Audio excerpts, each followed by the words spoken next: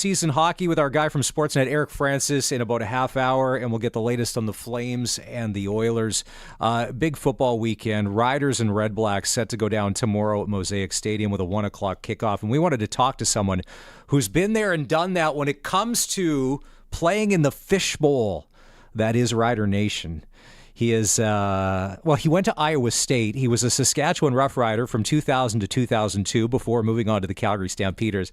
And I know he's going to fight me on this when I say he is the pride of North Battleford, Saskatchewan. I'm going to say, no, I'm not, Maz. Joining the show, former defensive lineman, star, Sheldon Napastuk. Welcome to the Sportscage. How you been, my friend? Hey, Maz, I've been doing well. Other than waking up this morning with this man cold, I probably sound horrible right now, but I'm not feeling too bad. Things are good here in Calgary. No, you sound good. I mean, it's late in the season. I texted you back. You're on the injured list. We don't need any more riders on the injured list, okay? It's full. But it's after Labor Day, so his salary is guaranteed. True. So it didn't matter if he didn't make the show today. Now, coming from North Battleford, Saskatchewan, you would always say, "Oh no, it's Ruben Mays or whatever." But it's Ruben Mays. I'm the beneficiary of all the work that Ruben Mays and legendary Vikings coach Don Hodgins put in to get me to where I was in the CFL. But definitely don't qualify as pride and joy, although I have fond memories of that town for sure. All right, you haven't played in a while, but is there something special about this time of year? It's now fall, late September. The football games mean all that much more. Those juices kind of got to get flowing, right? Being a former player, this is it. This is the time when it matters most, right? Oh, absolutely. I mean, it's always exciting to kick off the season, but the one thing I've learned both as a player and now as a fan, the first 6-8 weeks are almost meaningless, right? Until you get to Labor Day and teams finally start establishing who's got a healthy quarterback, who's in tune with their offensive coordinator. This is where it really starts right here. And when you take a look at what the Riders have gone through this year, I mean, it was scary. It was bad. It was disappointing. But you know what? If they're heating up right at the right time, you can make magic happen. Just look at Bo Levi Mitchell and Hamilton. Nothing matters up until Labor Day. It's true every year, and no more true than it is this year. Now, you played for the Riders. You played for the Stamps. Saskatchewan was in Calgary last week. They come away with a big win.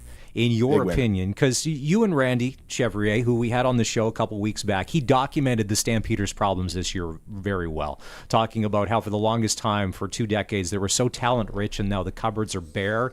Some of the moves they made just haven't worked out, and it's just not the same Stampeders. Do you think that loss last week is the final nail for the Stamps for the 2024 season? Are they done in your mind?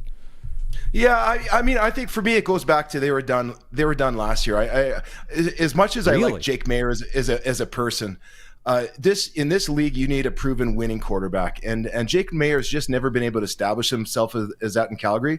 I don't know if it's issues with the offensive coordinator, but everything's just looked disjointed. Sort of since he's taken over the reins. He came in good, had a great rookie campaign, but it's just never really worked. And whether you can put it all on Jake, it's hard to say. But something about that offense just seems broken. And like Randy said a couple weeks ago, then I guess, it's just the cupboards are getting bare. The ideas are getting a little bit stale. I love Dave Dickinson.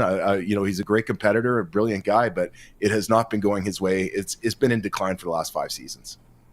That's a heck of a statement, considering I don't believe that coaches or football administrators get dumb overnight, right? And I like the way that you worded it, with the message maybe becoming a little bit stale. So not wanting to throw everybody out with the bathwater, so to speak, what do you do to correct it? Well, that's a tough one. I mean, and I never want to be that guy calling for guys' jobs. But if I'm looking at an organization that's been struggling and I want to keep my position, I think Dave's a capable guy. If it's going to be Dave, I think he's got to rethink things right from offense and defense. He's got to reinvent. He's going to have to find a way to reinvent himself. One, with the coaching staff and the systems that they're running. 2, you got to really reevaluate your scouting, because that's something that Calgary was always able to do: recruit capable quarterbacks and then develop them. Maybe part of the problem is just that, when he came in as a quarterbacks coach originally, he did a fantastic job. Offensive coordinator, he did great. But the more hats he's wearing, and the more Huffnagel's been kind of stepping out of the day-to-day operations, I think he's just been struggling. I think they got to kind of reshuffle the cabinet there, if you will, to turn things around. We're chatting with Sheldon Napastuk on the Western Pizza guest hotline here on the all-new Sportscage. The Riders are set to take on the Red Blacks tomorrow. Our game day coverage here on 620 CKRM and on our stream at sportscage.com will kick in at 10. Kickoff goes at 1.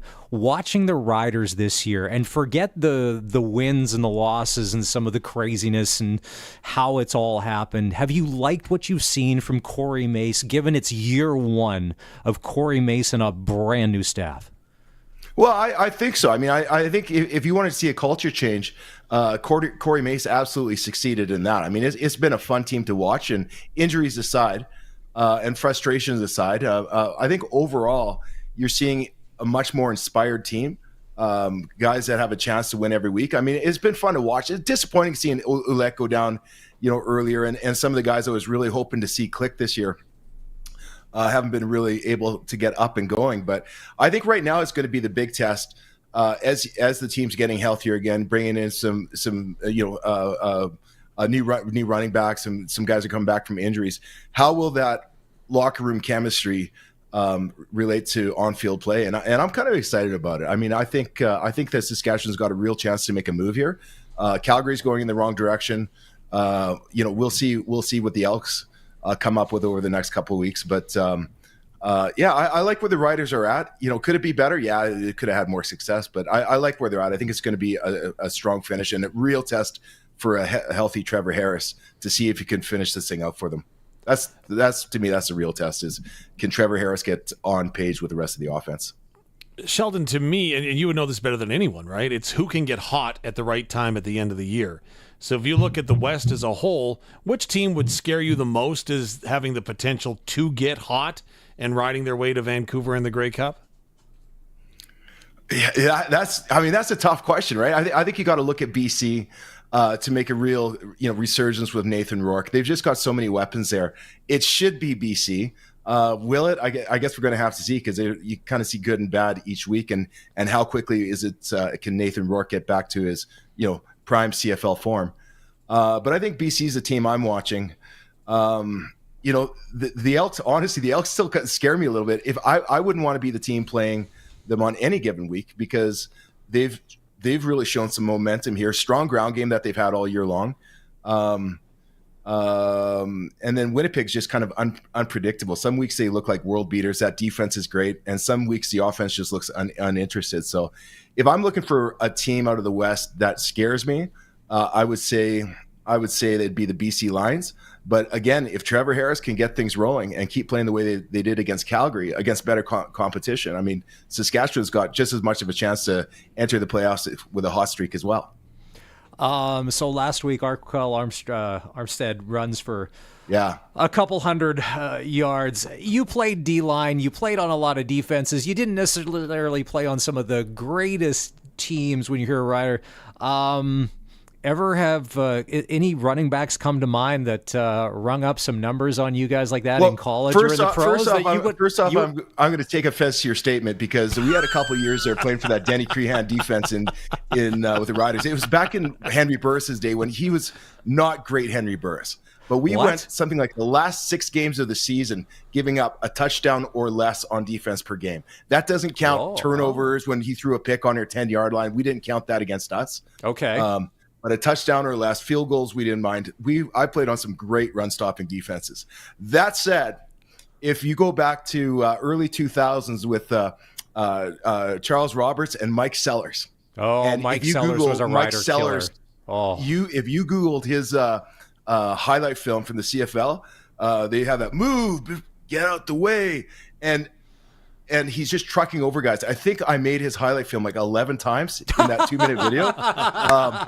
There's something about being quick and agile and ready for Charles Roberts, and then Mike Sellers comes right at the A gap, and He's probably one of the toughest guys I've played against. But we played against a lot of good ones, right? Mike Pringle, Troy Davis, Darren Davis. There's been a ton of good running backs in the CFL. When you get back in the locker room and that happens, like as a defensive coach, is there anything to say, or everybody just hangs their head to be like, I got nothing?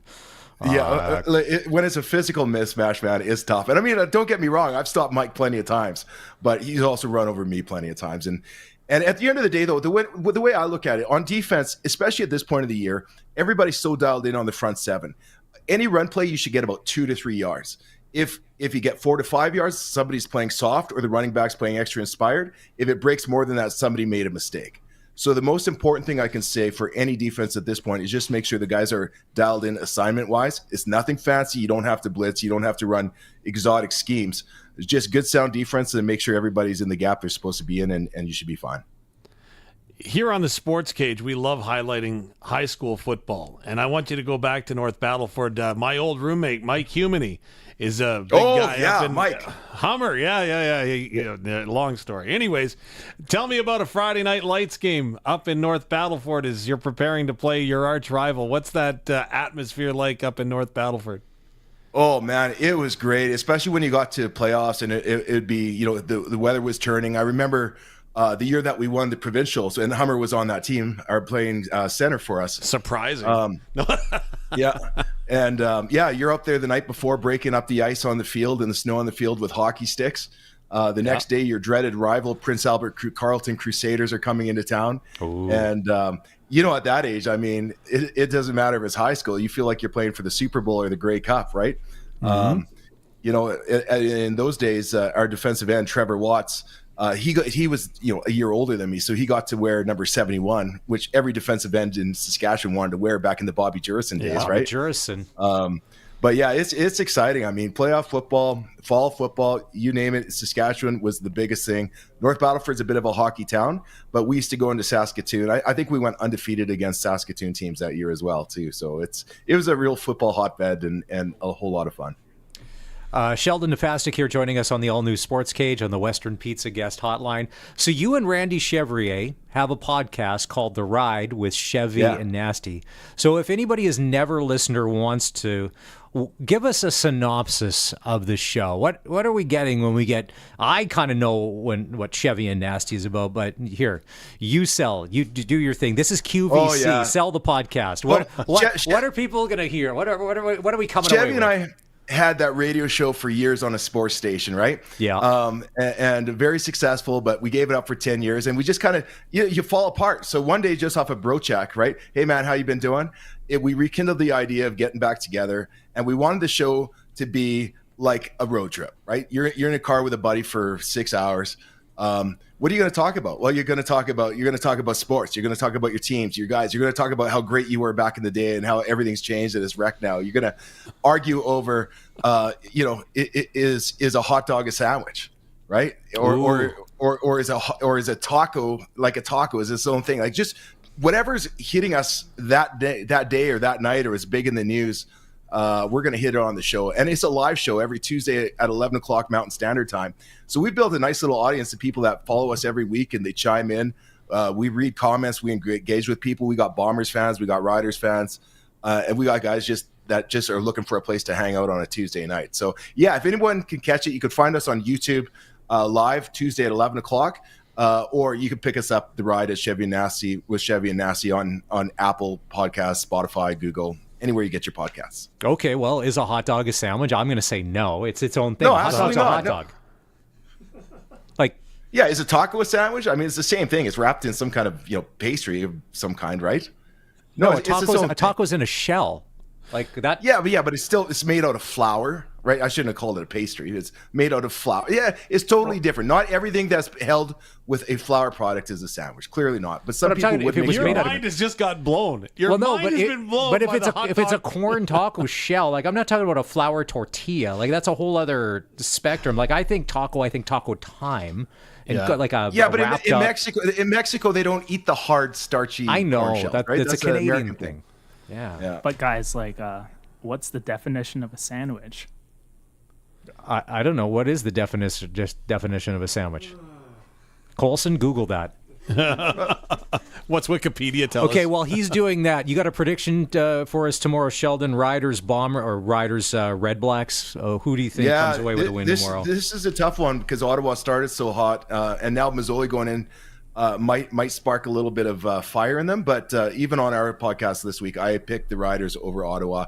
I think the Riders are ready to go on a tear. They had a really strong performance last week, and I think it's just going to continue from here, building the momentum. All right, Colson, take us to break. What's the definition of a sandwich? So sandwich is a noun, an item of food consisting of 2 pieces of bread with meat, cheese, or other filling between them. So a hot dog could be a sandwich then by that definition. The hot dog is way closer to being a sandwich than a taco. You know what? But it says bread. It doesn't say bun, right? And you got a hamburger bun. The same thing. A burger is a burger. It's not a sandwich, right? Yeah, I told you he's can the have a pride of North hamburger sandwich Battleford. if it's on bread. He'll let this go. Anyway, Sheldon DeFastic, we want to thank you for your time. You played injured today, but I'm going to say, listen, you're up for a game star already. We're going to pick 3 of them, and you're in the running. You're a solid 2 or 3 already. We appreciate you taking some time with us. This is the all-new Sportscage. We're going to take a break. We'll come back. We're going to talk hockey with a guy that we know here on the Cage from Sportsnet. His name is Eric Francis. We'll get the latest on the Flames in training camp out of YYC. The Cage continues next on 620 CKRM. The all-new Sportscage is brought to you by Sherwood Co-op Liquor Stores. Now open in Harbor Landing and Rochdale Boulevard. 620 CKRM is your home to country's greatest hits and the 90s at 9. 1 full hour featuring the biggest hits of the 90s. Garth, Reba, Alan, Shania, George, and so much more. No cassette tape or CDs required, and 90s mullets are optional. 90s at 9 for the town of Wolseley and the voice of Saskatchewan. 620 CKRM. It is the Rocanville Lucky Lottery, and we have come down to it. Our draws are coming up tomorrow night. $100,000 could be coming your way. You get your ticket today. Tomorrow night, you are $100,000 richer. The number to call is 1-855-762-5686. Tickets are just $100 each. You get your 50-50 ticket, 1 for $20 or 3 for $50, and that's a whole other jackpot that you can win. We have 5 draws of $500 cash, 4 draws of $1,000 cash, $5,000 travel voucher, $5,200 in co-op gift cards, and $100,000. Tomorrow night, will your name be the lucky winner? 1-855-762-5686, Rocanville Lucky Lottery. Get the farm equipment you need at upcoming Ritchie Brothers farm sales this fall. Ritchie Brothers is hosting close to 20 farm auctions between October 9th and December 12th. For the latest auction schedule, visit rbauction.com. Choose from hundreds of farm equipment items, including combines, tractors, trucks, headers, trailers, farmland, and much more. Register for free, then bid online at rbauction.com. Sorry, summer's over. Which means the massive 3-day Sorry Summer's Over sale is on now at Sherwood Co-op Home Center. Save 15% off all regular priced items in store, including lumber, outdoor Crackle Pillar Fountain. Regular $129.99, now only $39.97. Scott's Fall Fertilizer, $32,010. 5 kilograms, now just $17.97. Sherwood Co-op Home Centers. Sorry Summer's Over sale is on now. 615 Winnipeg Street North. Limited quantities, no rain checks.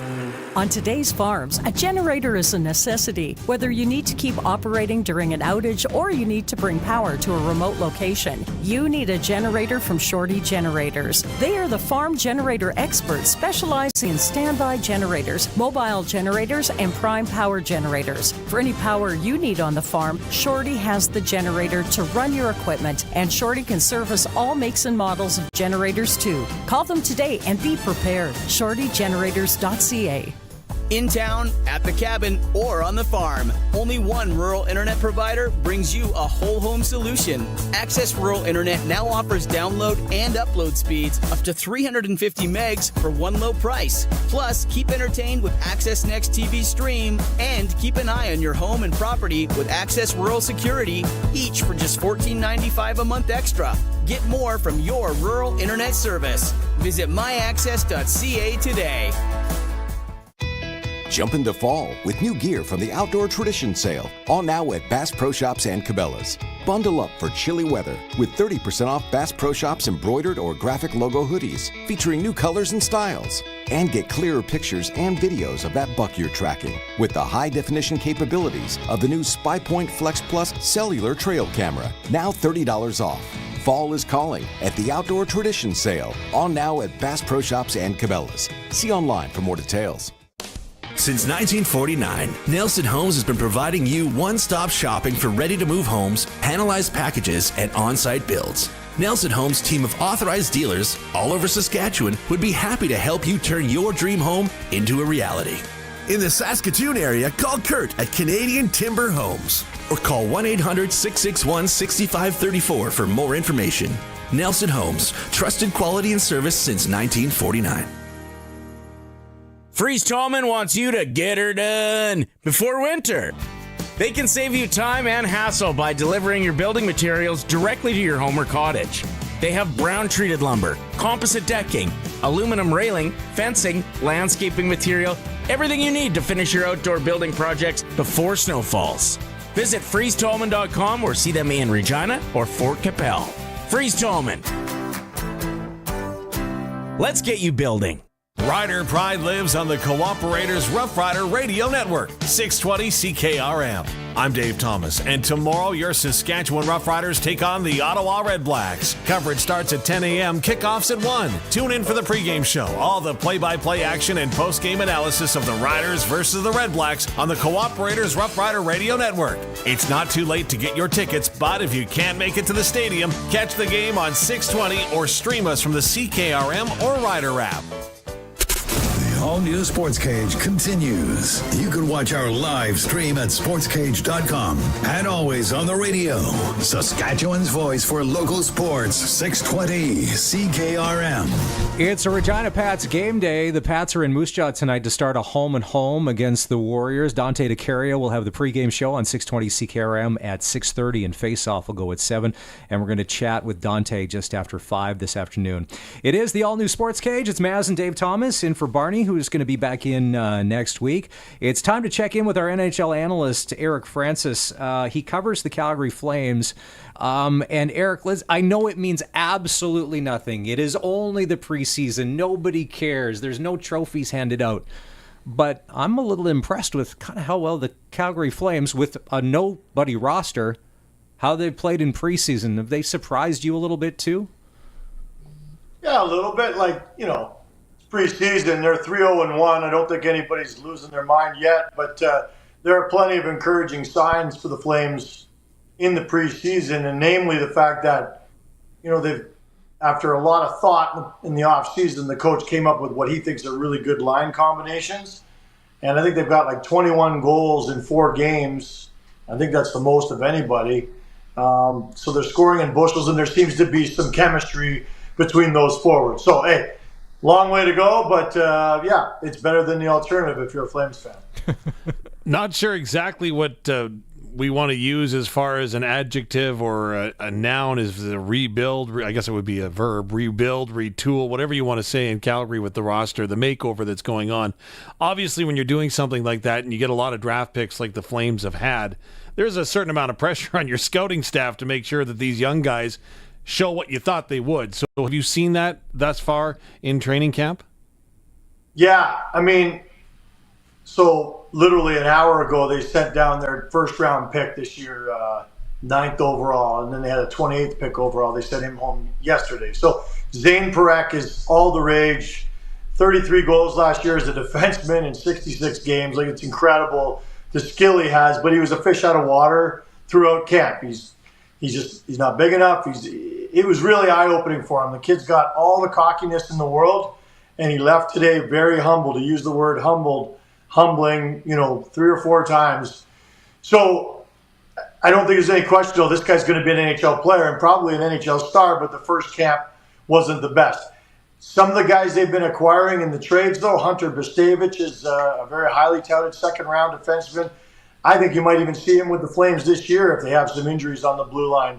So some real positive signs from some of the guys they've acquired in trades and also some of the guys they picked in draft. Matt Coronado's having a really good camp. The other night, for example, in their last preseason game, their last 6 first-round draft picks all played in that game. Connor Zary, Zane Parekh, Matt Vagradine. Anyway, and they all, they're all still hanging tough until those 2 guys were released today. So a lot of pressure on them, but there's strength in numbers. And the more of these youngsters that you've got in the pipeline, the better chance that one of them or 2 of them or 3 of them are going to start to pop through, in due time.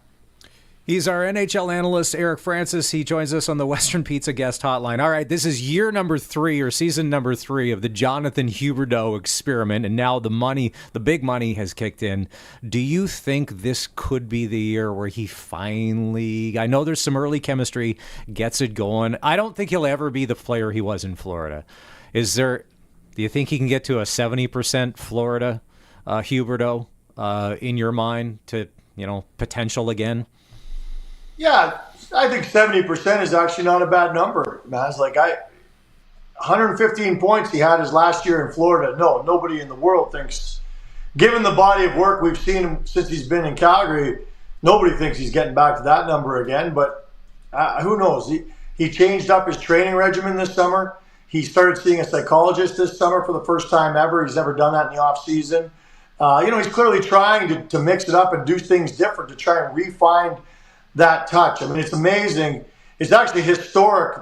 The decline in points that he had from that last year in Florida to his first year in Calgary is actually the biggest in the history of the NHL. It's hard to fathom how that even happens, but clearly he's not surrounded by the same amount of talent. They went out and got Anthony Mantha. They think that he may be the answer in terms of being that guy who can finish those passes. And hey, in their first preseason game, he got 3 assists. Again, I know it's preseason, but everybody in this city was aware that he'd done that in the first preseason game. So people are optimistic, but not optimistic enough to believe that he can be more than maybe 70% of the player that he was in Florida. See, and I think when a player goes through and they make all of those changes, personally, I also like to when they fire their agent and get new representation, because that really tells me, I'm like, no, I'm really cleaning house here to get all of this going. You got me that big money contract, but now you're fired too. Everybody, the personal chef, the everything is gone. Let's go 2 hours and 45 minutes north, depending on how you're driving, because with the Leon Draisaitl signing in the offseason, people are already putting they being the Edmonton Oilers, in the Stanley Cup final. And it's not to say that they won't have a good team, but Eric, what are you seeing? Is it as automatic as delusional Oiler fans are making it out to be on, what is this? It's September 27th, and they probably want by June 27th the parade plan and what buses they're renting for the players.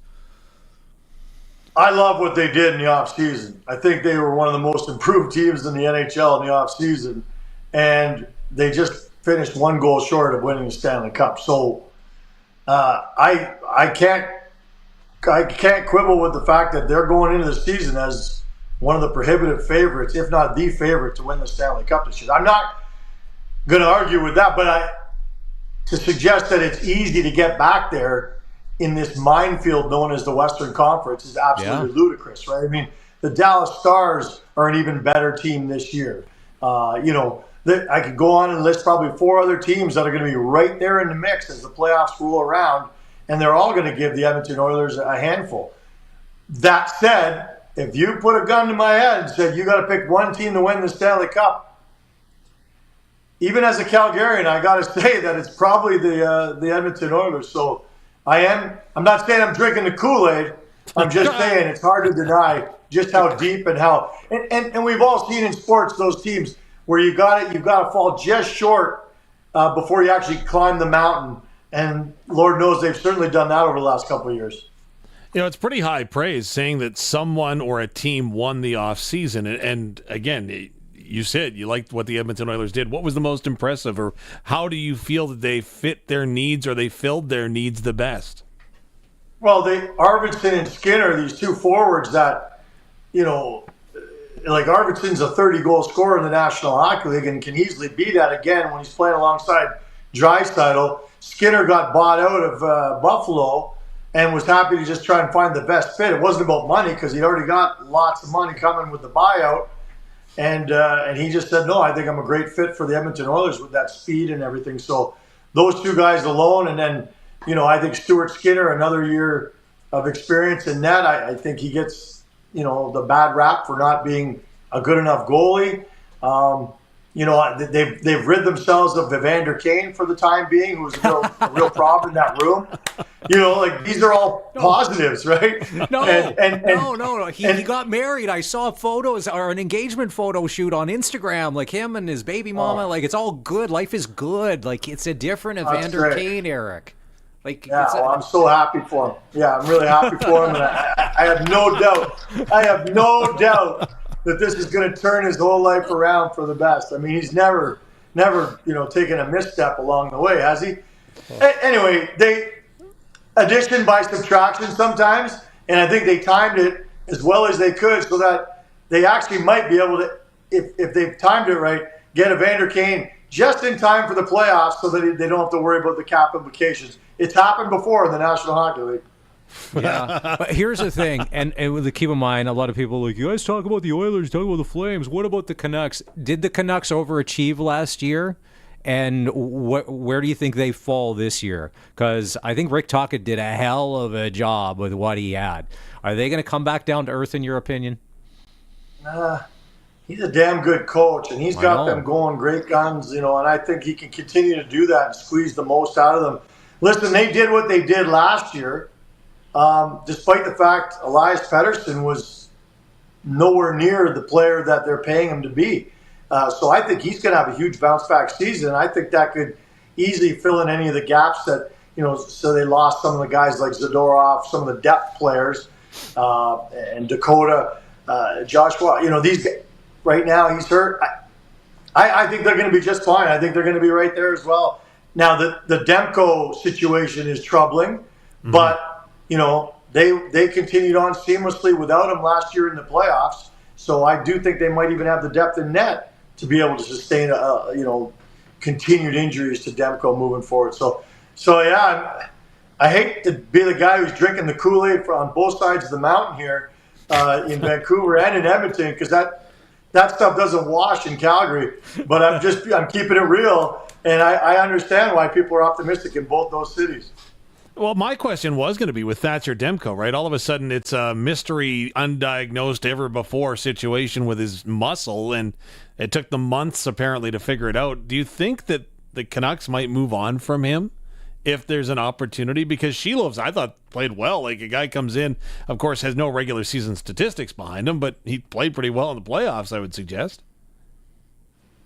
I think it's a little early to start suggesting going to move on from Demko, but yeah, I mean, this is troubling, right? He's had a history of health issues throughout his career that is, at some point, maybe you do look at it and say, you know what, I'm not sure we want to move on with this guy moving forward for much longer, but I don't think they're there yet. Look, that guy, I think you ask around the National Hockey League, and generally speaking, people will tell you he's a top 5 goaltender in the National Hockey League. I believe that too, and for that, you are willing to, cross your fingers and hope that he will be healthy. And again, even if he isn't, you got Shilov's playing really well as his backup. It's a pretty nice little problem that they have there. That not a problem. It's a nice little situation they've got. Not like the Canucks have never ever screwed up a situation where they've got 2 pretty good goaltenders under one roof, though, right? Like, geez. Yeah, exactly. All right. Exactly. And speaking of which, I did kind of mention the most improved team in the offseason. To me, the team that's going to jump the most in points in the year is going to be New Jersey. And I'm not really sure that's a hot take either, but the addition of Jacob Markstrom, the return of Hamilton on the blue line, the emergence of Luke Hughes, the health of Jack Hughes, I could go on and on. I think that team is going to be one of the top 3 or 4 teams in the National Hockey League this year. I really do. One quick one for you, Eric. we would be remiss if we didn't ask about the Saskatchewan kid, Connor Zary. How's he looked in camp this far? Yeah, he's been really good. You know, they want to see him up the middle. They're going to audition him in the next couple games here at some point to play center, which of course he played in junior and such. But he's had a really good camp. They've got him set up for success. He's on the line, the star-making line. Blake Coleman and Michael Backlund, whoever plays with them instantly turns into a star. And I think if Connor Zary can stay there on the wing, I think he'll have a massive season this year for sure. Okay, we'll wrap on this because you covered him, you know him, and you know his family. After the Florida Panthers won the Stanley Cup last year, Matthew Tkachuk talked about losing the year before and then the dedication it took from not only him, everybody on that Florida Panther team last year to realize the goal. To me, he seems like the kind of guy, if you thought me getting one was impressive, watch what I'm going to try and do to get number two. You have to take the Panthers seriously to be contenders in the East for the Cup again, don't you? Yeah, oh yeah. And, the Panthers did what a lot of people are thinking the Oilers will do, which is come close and then the next year finally get the job done. Now that they've won one, they've got a big bullseye on their back for sure, but there's a lot of talent and obviously experience there and a driver like Tkachuk, who, I've long thought he was going to end up going to be a superstar, and he's proven to be every bit a superstar as you can almost be in this National Hockey League. No, I absolutely think Florida, they didn't lose a whole lot of players, and I think they're going to go in as one of the favorites, obviously, in the East. Again, not exactly a hot take. But what was really cool about their season last year, by Christmas, I bet you they were right in the middle of the pack. They weren't all that impressive. But talking to Matthew and the coach, and there's that coach is so smart, and they just said, no, it's a slow, steady build all year long. We're not worried about this start. This is all part of the plan. And I thought that was really mature, and it obviously paid off for them. Nobody panicked when they weren't off to a great start at the beginning, nor did the Oilers. I bet you the Oilers, too, this year will build steadily as the season goes on, too. All right. That's enough talking about the Oilers. I don't ever want to talk about the Oilers on here again. Okay. So my last question, we're going to put it back on Eric Francis, at Eric Francis on Twitter, if you want to follow him. Just don't say anything psycho. You don't even check the DMs. We already know that for you. Since it is training camp, and there's a lot going on every day covering NHL hockey again, which is your primary job, do you still have time to golf early or late in the day now that hockey season is started, or are the clubs away for the winter? Played yesterday. Playing tomorrow. I got tea time on Monday. Look, when you're a golfaholic, you figure out a way, my man. I've been covering this league for 28 years. The balance between tee times and puck drop is a very simple one to kind of negotiate if you've been doing this as long as I have. So, this season's nowhere near being over. I thought you were asking the Pastex question about whether a taco was a sandwich or not. No, we're not getting into that. We'll save that. Eric, as always, we love it. We'll chat soon. Have a good weekend. Don't get frostbite in the rink or a sunburn on the golf course.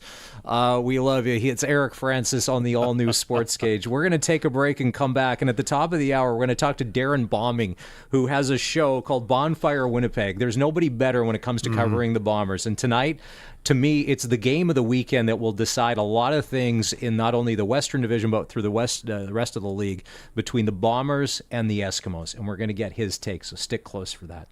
This is the all-new Sports Cage on 620 CKRM. If you want to be part of the show, you can always get to us on the Capital Ford Lincoln text line at 306-936-6262. Not once, not twice. We give it the full triple check treatment. At eBarassa & Sons, we triple check inspect your New Holland equipment, saving your Barassa time and money. 1-year parts and labor warranty on installed C&H parts and 10% off when you spend over $10,000. You bet your sweet Barassa. We take good care of your equipment at eBarassa & Sons. Book before November 29th at ebarassa.com. eBarassa & Sons. When it's in the bin, bring it in. Since 1949, Nelson Homes has been providing you one-stop shopping for ready-to-move homes, panelized packages, and on-site builds. Nelson Homes' team of authorized dealers all over Saskatchewan would be happy to help you turn your dream home into a reality. In the Fort Capel area, Melville, and Yorkton, call Calvin at 99 Builders. Or call 1-800-661-6534 for more information. Nelson Homes, trusted quality and service since 1949. Grab huge deals on fall hunting gear at the Outdoor Tradition Sale, on now at Bass Pro Shops and Cabela's. Hunt in any weather with the waterproof polyester construction of Redhead Silent Stalker Elite parkas or bibs for men and youth. Now 30% off. And bring birds within range with select Avian X waterfowl decoys, now up to $100 off. Live for the hunt this fall with gear from the Outdoor Tradition Sale, on now at Bass Pro Shops and Cabela's. See online for more details. Style, performance. Upgrade your daily driver to the new 2023 Mercedes-Benz GLB 250. This SUV packs a punch with features that make a normal drive exhilarating. The ultimate in automotive luxury can be yours for $419 bi-weekly. The friendly and knowledgeable staff at Mercedes-Benz Regina will help you find the exact model you want. Take a test drive and feel the difference. Stop by for an award-winning experience at Mercedes-Benz Regina, recipient of the Star Dealer Award. Arcola Co-op has you ready for your deck renovations. Whether it be a new build or yearly maintenance, Arcola Co-op has you covered. Everything from decking boards, framing projects, hardware, cement pads, anything for your deck. Get ready for summer at home or at the cottage with a new or refreshed deck from Arcola Co-op. With delivery to Kenosee and White Bear. Open Monday to Friday, 7:30 a.m. to 5 p.m. Arcola Co-op on Highway 13 since 1916. Arcola Co-op Home Center. You're at home here. Time is running out. The final deadline in the Rough Rider and Children's Hospital Foundation's lottery is midnight tonight. Don't miss your chance to win big. There's 10 incredible grand prizes, including your best chance to win $1 million. Imagine driving away in a luxury vehicle, jetting off on a dream vacation, or scoring fantastic rider prizes. But hurry, the final deadline is midnight tonight. Help Saskatchewan kids get your tickets now at riderschildrenslottery.ca. Lottery license LR240034. Please play responsibly. Hi, this is Stephen Arndt from the Tire Stewardship of Saskatchewan. We're the ones responsible for recycling your tires. We're a non-profit corporation that was established to serve as a scrap tire recycling program operator in Saskatchewan, approved by the Ministry of the Environment. We're responsible to all stakeholders, including consumers who pay the tire environmental fee, the collectors, the Ministry of the Environment, and the people of Saskatchewan. Visit tssk.ca to see how you can recycle your tires. The all-new Sports Cage. Watch our live stream at sportscage.com and on the radio at 620 CKRM. If you go to sportscage.com, our question of the day is, will the Saskatchewan Roughriders make the playoffs? Yes or no? A lot of people feeling confident after last week's big win in Calgary that the playoffs are kind of been. Now, home game, that's a whole different story, but they think we'll be in. And check it out. And we've got some good stuff up there. If you're looking for a little inside info on the big game tomorrow against the Red Blacks, sportscage.com, and you can read up from there. It's Maz and Dave Thomas filling in for Barney today, and we started planning the show at like 10:30, 11 this morning? Somewhere in there, yeah. Okay, well, maybe it doesn't sound like it, but honestly, we do. We did. We tried. So one of the big things, and we're 4 hours into this, so tomorrow night, the Johnner Brothers are playing the Gala fundraiser and cabaret at the Canadian Italian Club. Now, there was nothing bigger in the early 90s in country music in Saskatchewan than the Johnner Brothers, right? Hey, outside Mydale, I don't know if they still have it or not. I haven't been down that way in a while, but it used to be the home of the Johnner Brothers, Mydale, Saskatchewan. And then, so we're like, well, we got to try and get like Brad or somebody on the show to talk about this fundraiser tomorrow night. I really love that. We love the community or whatever. And you're like, just a second. And you messaged them on Facebook. So what's happening tomorrow? What's the gig tomorrow? Tomorrow, it's a gig over the Ukrainian Catholic district of St. Basile, Montmartre, presenting the Johnner Brothers and family. So that means Brad Boys are going to be there as well. So it's a fundraising and cabaret gala that goes over at the Canadian Italian Club. Doors open at 6. Dinner is at 7, with the cabaret to follow from 9 until midnight. Or if you're from Manitoba, the social follows from 9 until midnight. Colson, you hit us with, and this is, no, we disagreed on this. We totally disagreed. This is my favorite Johnner Brothers song. Colson? Say I tried to hurt her. She's a waving goodbye. I'm going to play the rest of this show under protest. No way. Okay, so there was nobody that had a mullet perm better than two brothers, and they were in the same band together, and they went on, they had like 26 hit singles or whatever. Yes. They won Canadian Country Music Awards, Yes. and to me, I remember, because after the hysteria was over, let's get into like the 2010s or something like that, and you think back going, whatever happened to the Johnner Brothers? Just because, life goes on. Like, because Ken retired in 2002, and then Brad continued on as a solo artist. Yeah, works with his kids now, right? There's the Johnner boys. Kids, and they got a banging website if you want to go check it out. So tickets are $100 tomorrow. It's at the Canadian Italian Club. And Brad, if you're listening, just go check your messages on Facebook. Get back to us. We'll get you on. Yeah, and again, then you can also vote for the reason that we should have played 10 more miles till Saturday night. Just saying. It's a Friday. Colson, next break. We can do that. It's Friday. All right, we're good.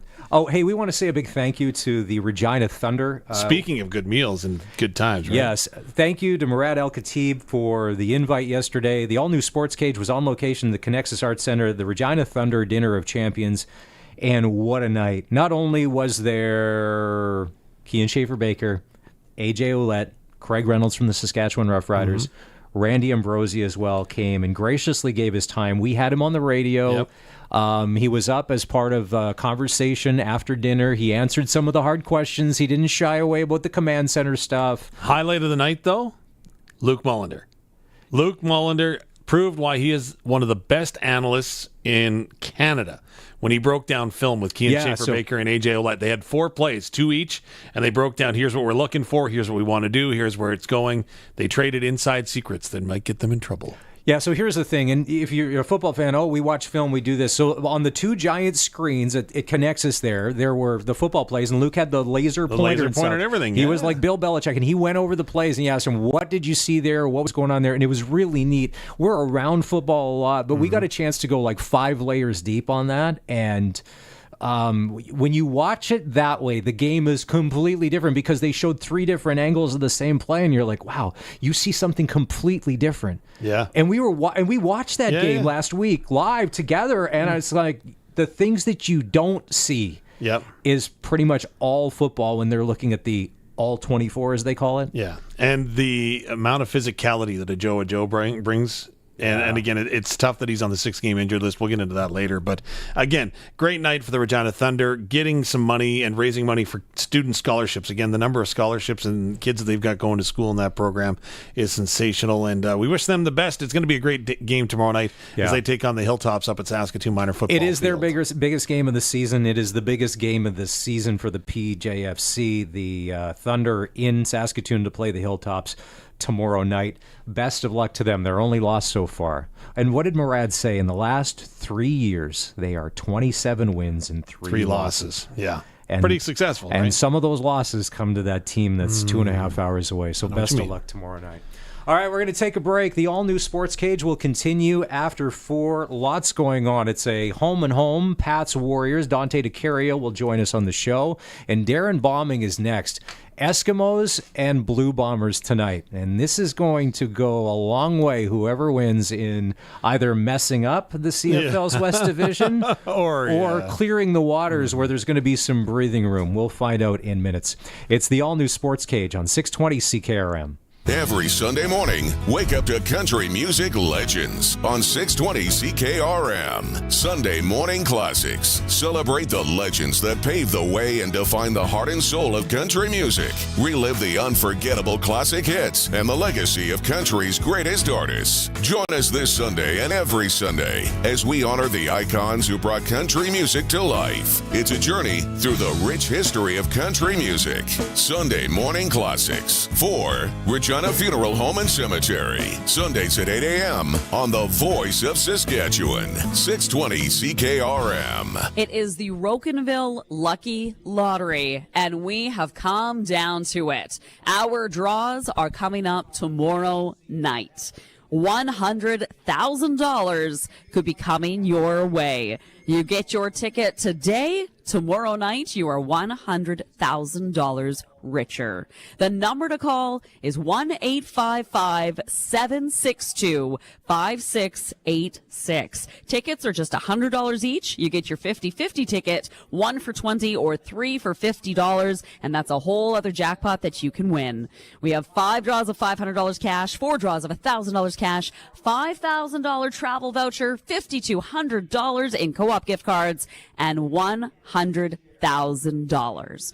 Tomorrow night, will your name be the lucky winner? 1-855-762-5686, Rocanville Lucky Lottery.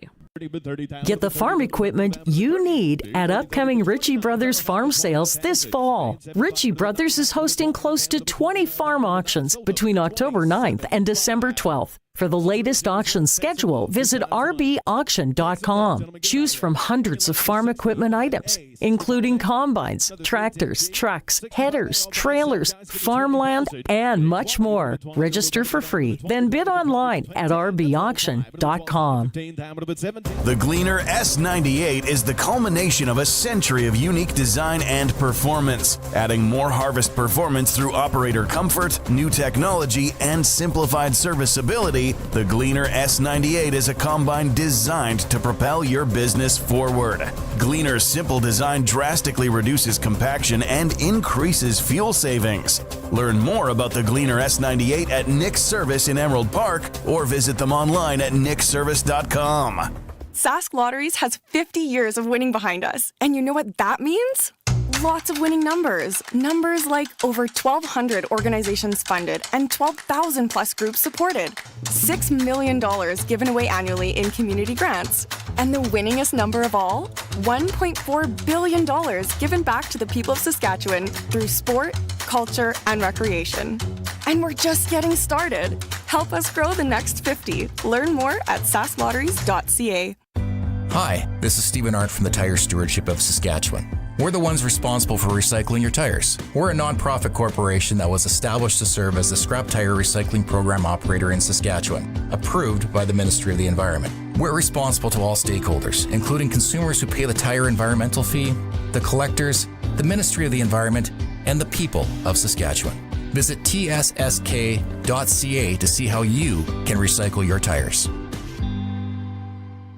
When you want the best for your truck, you want Line-X. Your truck has withstood the harshest elements Saskatchewan has thrown at it. Rocks, gravel, rain, sleet, and snow, and left with no chips, no rust. Line-X protective coating keeps your truck's bed liners, rocker panels, and bumpers looking like brand new. Don't settle for Brand X. Go with Line-X. It's serious protection. Come see why everybody loves taking their truck to Line-X Regina for their rocker panels, bumpers, and more. Line-X. Make your truck complete. 1865 McCarra Street. Welcome to the Traders Canada. 22 players come together in the ultimate murder mystery. You're here to play a game of deceit. Hidden among them are traitors who do anything to win up to $100,000. I'm here to win. A game where everyone is a suspect. This is what I came here to do. And the prize is worth dying for. The Traders Canada. New episode, Monday at 9 on CTV. Stream next day on Crave. Your Crawford's No Frills is here for you as the weather gets cooler and warm meals are being served around the family table. Crawford's No Frills considers themselves to be family, which explains their low prices. You wouldn't overcharge family, would you? The Crawford's No Frills family have great tasting quality food, special deals, and customers. So visit and plan your next family meal at No Frills. No bells, no whistles, no frills. Say yes to Crawford's No Frills. We won't be beat. Witness champions rise, legends reborn, and history rewritten. The Canadian Finals Rodeo returns to Edmonton just in time for its 50th year from October 2nd to 5th at Rogers Place. The roar of the arena will echo once more. Tickets are now available at cfr.ca.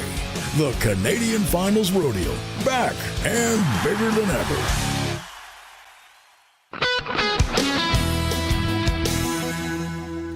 It's 4 o'clock. Good afternoon. It's sunny and 27 degrees in Regina. I'm Corey Atkinson from the Harvard Media News Center with 620 CKRM News for Sherwood Co-op Liquor Store. Now open in Harbor Landing and on Rochdale Boulevard, and by Mercedes-Benz Regina for those who can.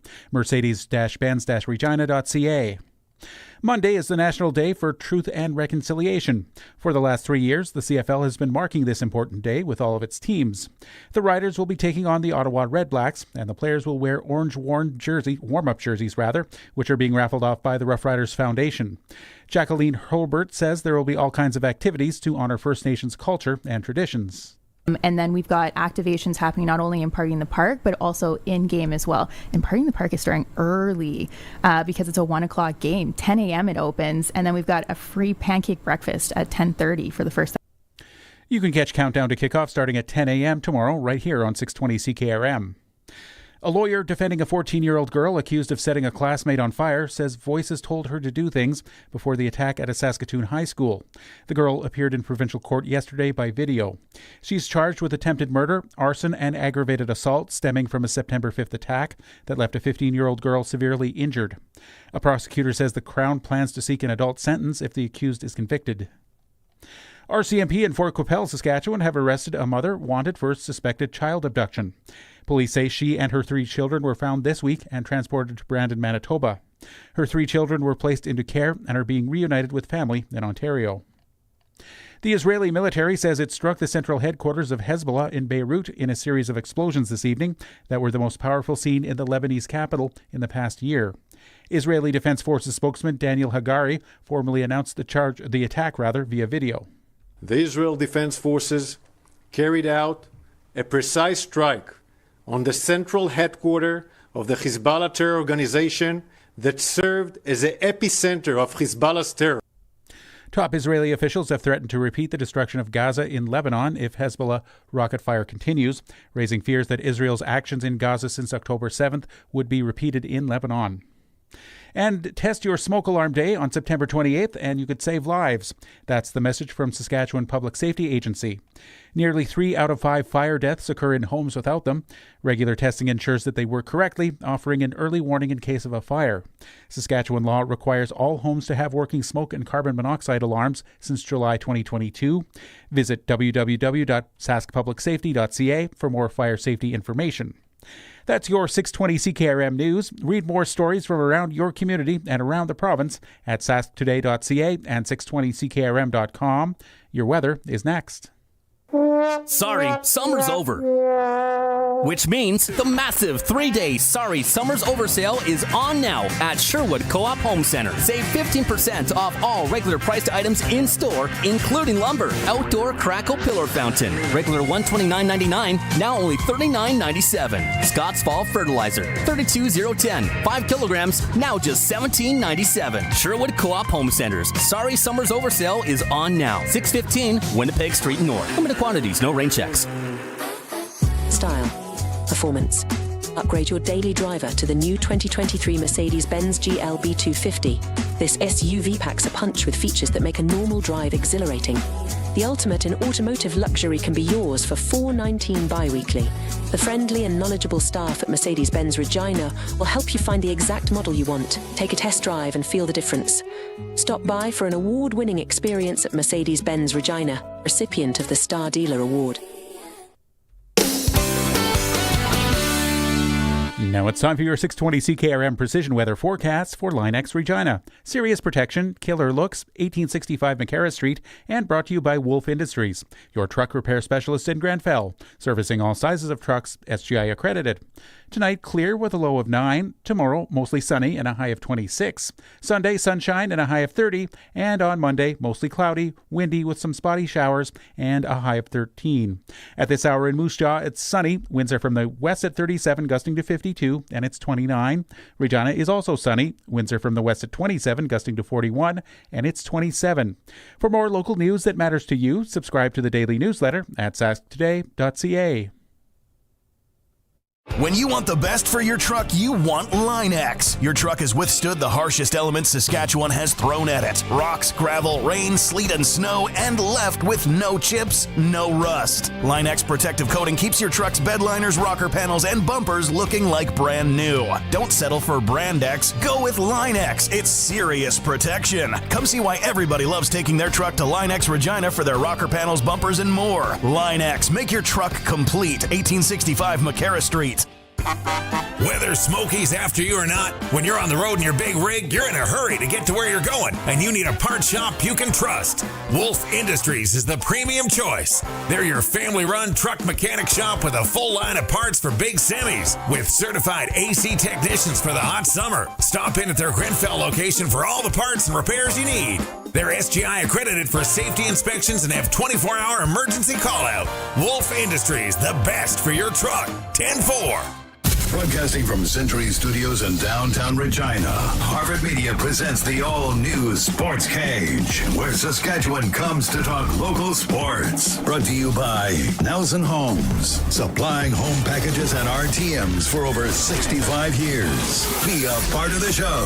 Call 1-866-767-0620 or text 306-936-6262. The all-new Sports Cage. Streaming at sportscage.com and on the radio at 620 CKRM. We've got some breaking news in the world of golf. It did not look good yesterday after day one of the President's Cup. Team USA was up 5-0. And today, a completely different story. Remember, we asked Arash McGanny about this. Any chances they come back? The international team stormed back today. They won all 5 matches in alternate shot play versus the U.S. It's 5-5 after day number 2. And now tomorrow, it's all right. It's a level, start all over, yeah. It's a level playing field. Thanks for being part of the all-new Sports Cage today. It's Maz and Dave Thomas in for Barney, who's back next week. If you want to be part of the show, you can always text the Capital Ford Lincoln text line at 306-936-6262. 4 games in the CFL, and the biggest one, and I thought this one will be what determines a lot going forward as far as the West Division goes. And Darren Bombing from at Bonfire Winnipeg is joining us on the Western Pizza Guest Hotline.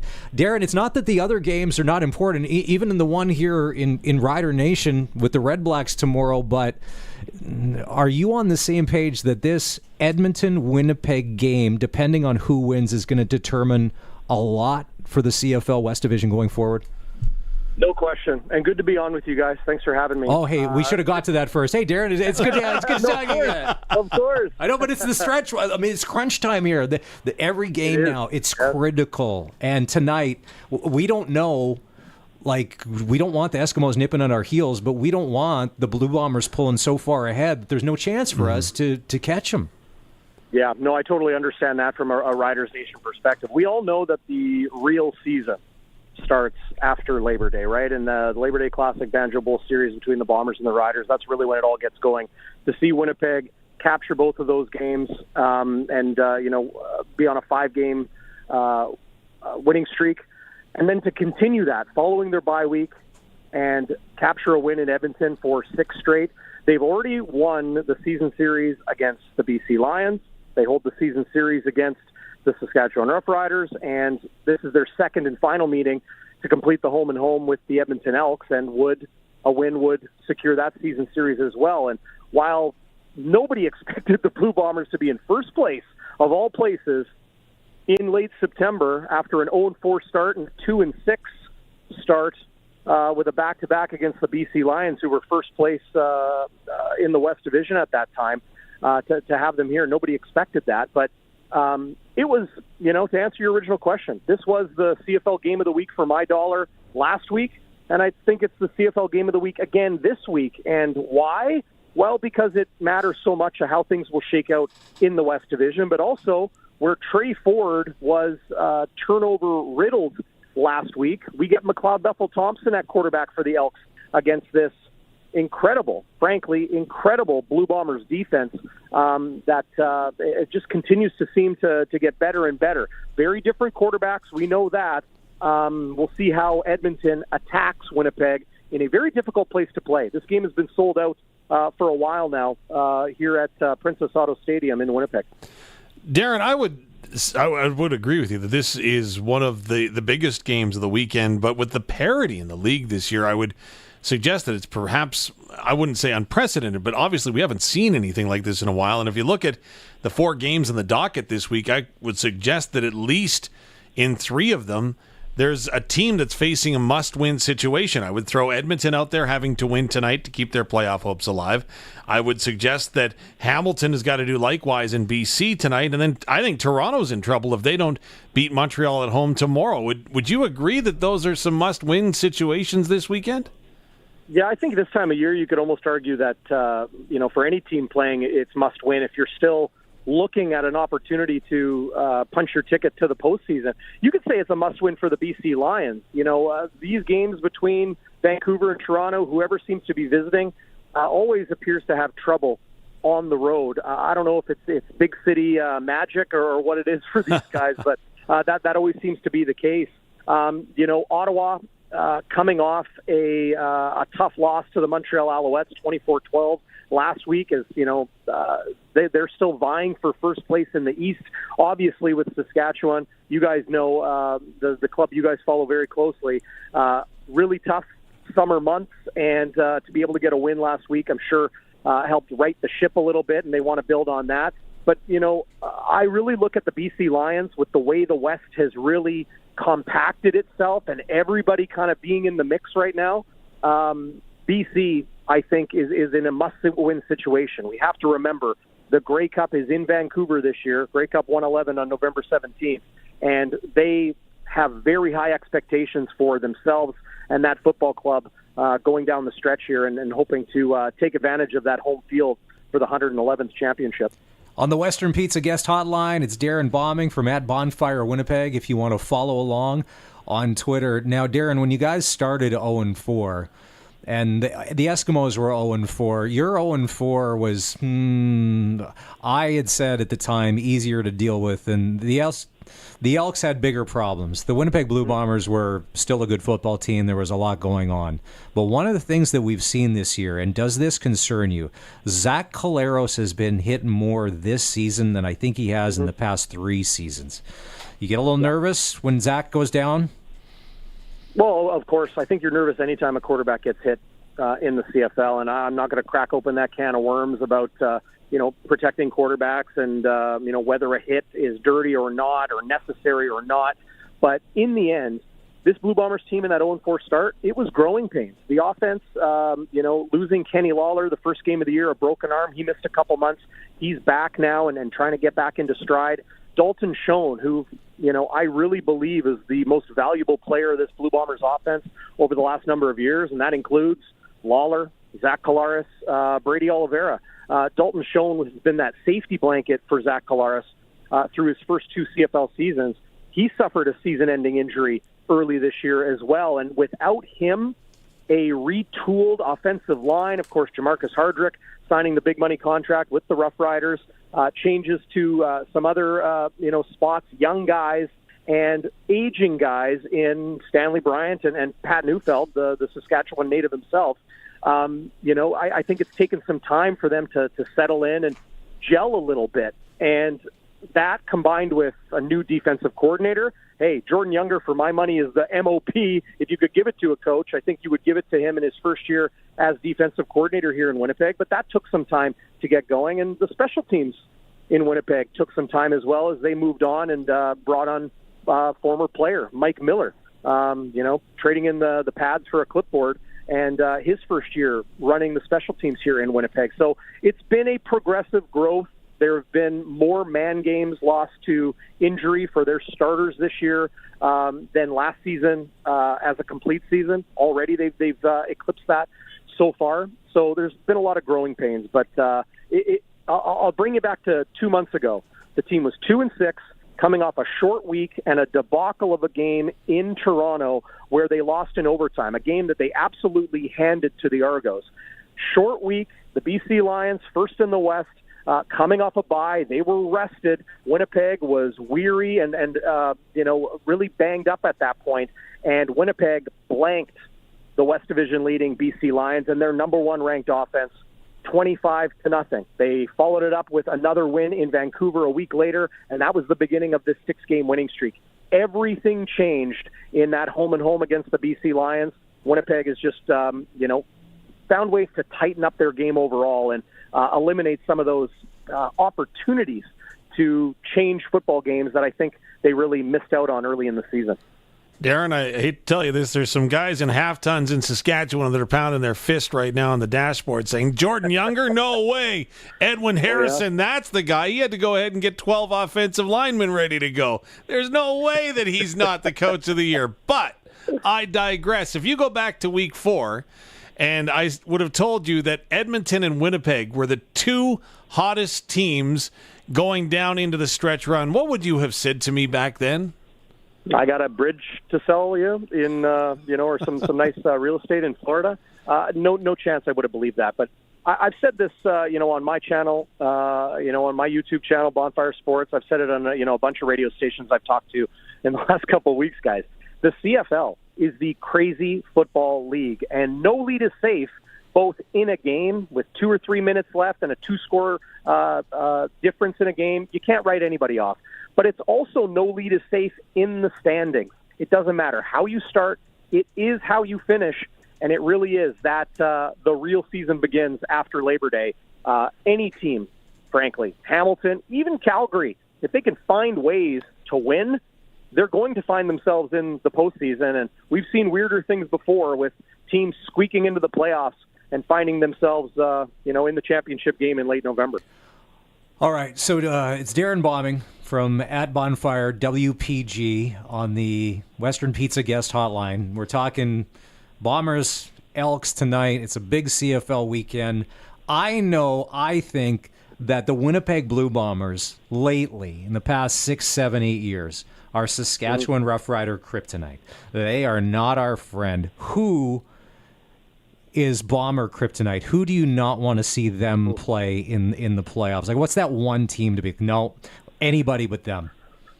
Yeah, that's a really interesting question. I mean, 4 straight Grey Cup appearances and 2 losses the past 2 years. I mean, Toronto was their kryptonite. They did exactly what they needed to do to beat, I think, in the opinion of many, the better team in the Blue Bombers in that Grey Cup game 2 years ago. Montreal found lightning in a bottle, and Cody Fajardo beat the Blue Bombers with his arm, ran the 2-minute drill and did enough to beat them.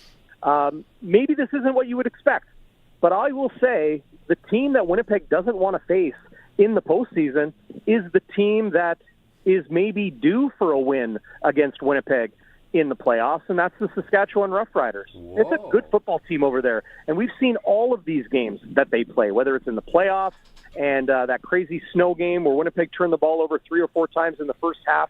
I think that was the Western Final back in 2019, whether it's the Labor Day games and the Banjo Bowl games we've seen, some wide margins, but others very closely battled games. I really do see Saskatchewan and Winnipeg when the lights are on and all the cards are down. It can be anybody's game to take. So I really do see Saskatchewan as a team that could show real danger to Winnipeg in the playoffs. All right. So you answered my question in part as far as who the Winnipeg Blue Bombers wouldn't want to see. Who do you think they're most likely to see in the playoffs? Because I don't want to concede anything, but you give the fact that Winnipeg has got the season series on BC, they got the season series on Calgary and Saskatchewan, and potentially have Edmonton tonight. So you win the season series against everybody in the West. Who else is going to be in the dance in the Western Division? Yeah, I mean, we might even see a crossover this year. It's so wide open.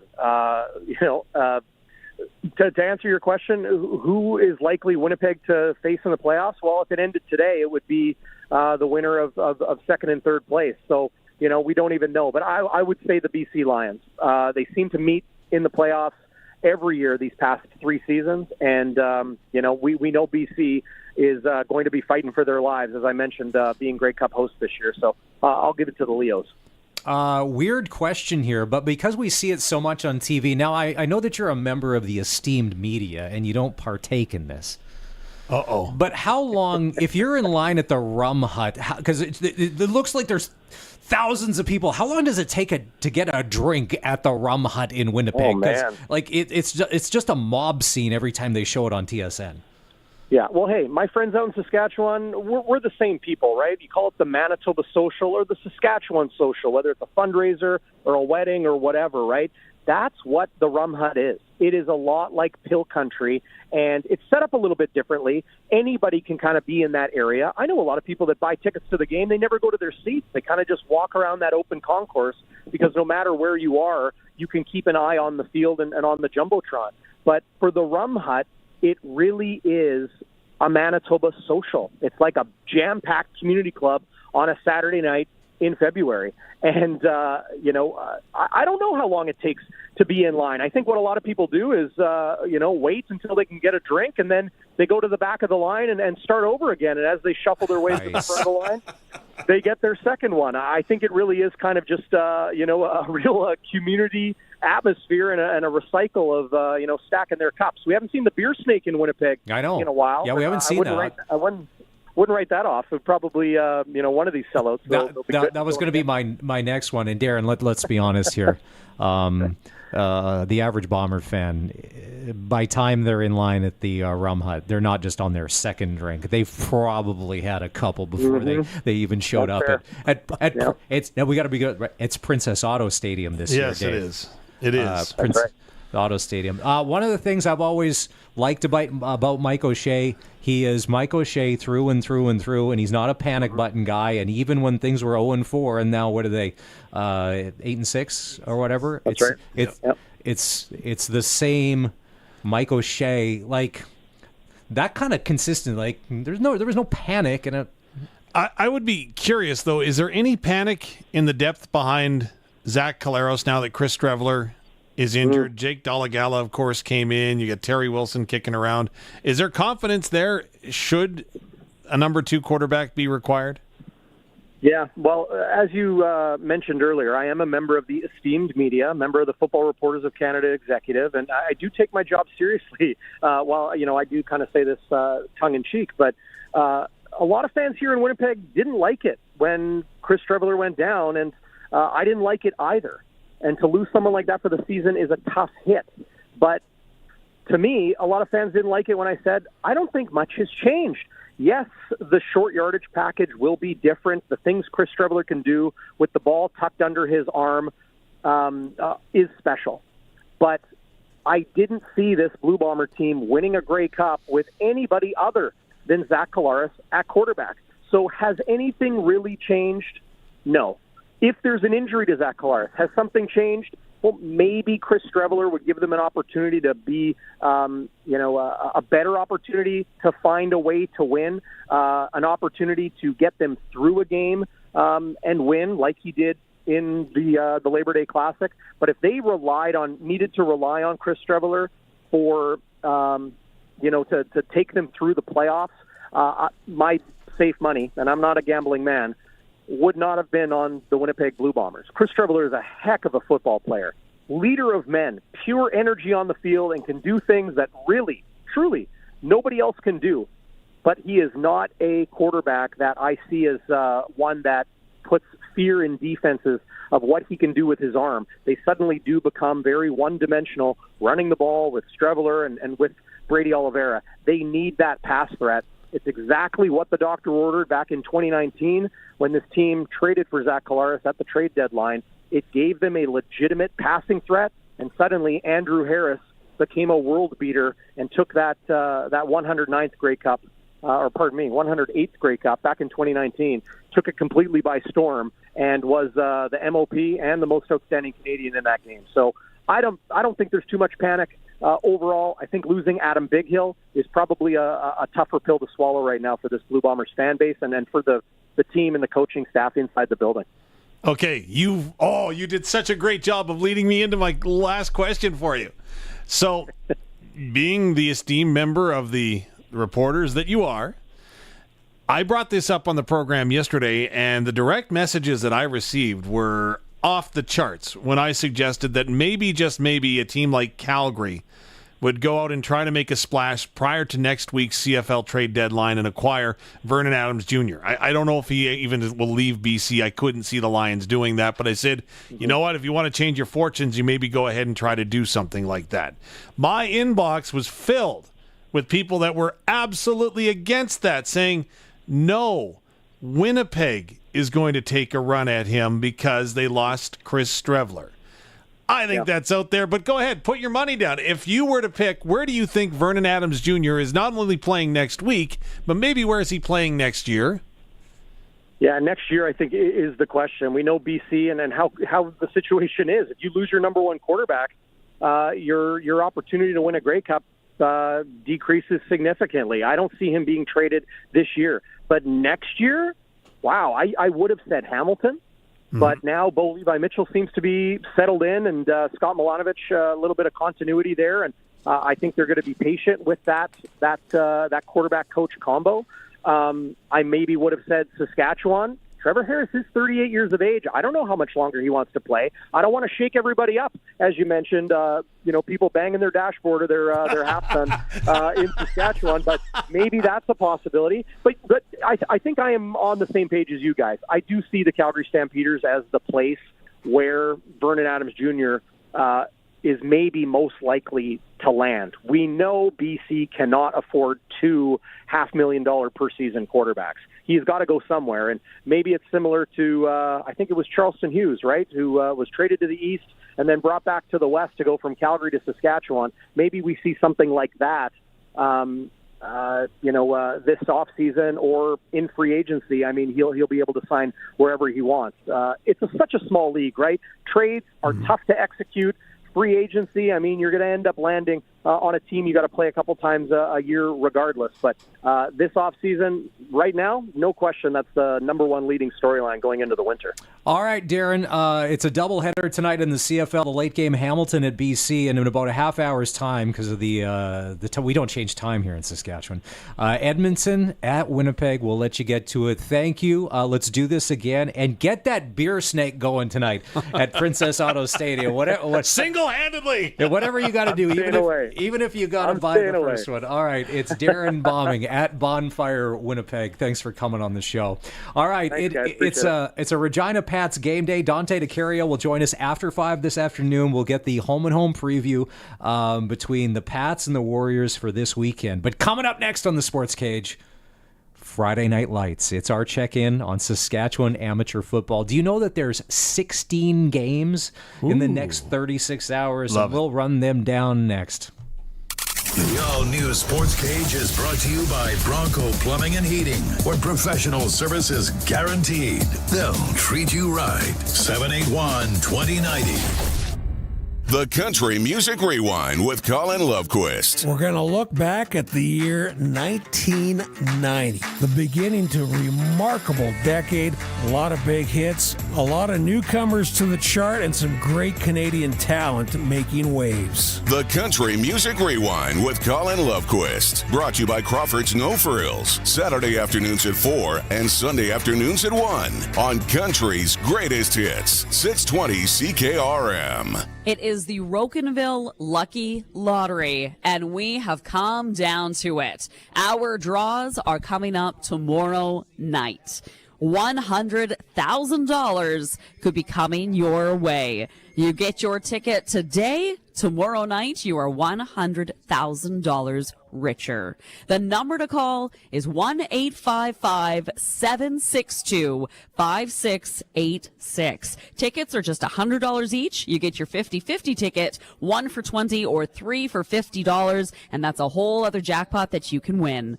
We have 5 draws of $500 cash, 4 draws of $1,000 cash, $5,000 travel voucher, $5,200 in co-op gift cards, and $100,000. Tomorrow night, will your name be the lucky winner? 1-855-762-5686, Rocanville Lucky Lottery. The largest selection of pre-owned trucks and SUVs is at Capital GMC. The GM Certified Truck Sale is on right now. Over 170 pre-owned trucks and SUVs, GMC, Chevys, Fords, Rams, Toyotas, gas and diesel, available at the lowest prices. And all GM Certified vehicles come with roadside assistance and a 150-plus point inspection. The massive GM Certified Truck and SUV sale at Capital GMC on the corner of Rochdale and Pasqua in Regina. CapitalGMC.ca.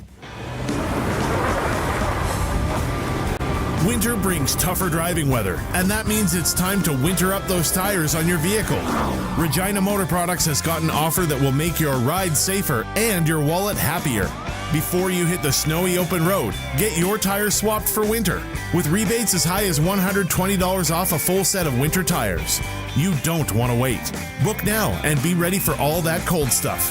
Visit rmpchevrolet.com. You get home from work, and as soon as you open the door, you realize, oh, this place smells like shocking surprise. You've got sewer problems. Let's be honest, sewer problems literally stink. You need to call someone who will get your sewer situation all sorted out. You need the sewer experts at Bronco Plumbing and Heating. They're number one in the number two business. Bronco Plumbing and Heating, serving Regina, Moose Jaw, and the surrounding area. 306-781-2090. Give them a call. They'll treat you right. In town, at the cabin, or on the farm. Only one rural internet provider brings you a whole home solution. Access Rural Internet now offers download and upload speeds up to 350 megs for one low price. Plus, keep entertained with Access Next TV Stream, and keep an eye on your home and property with Access Rural Security, each for just $14.95 a month extra.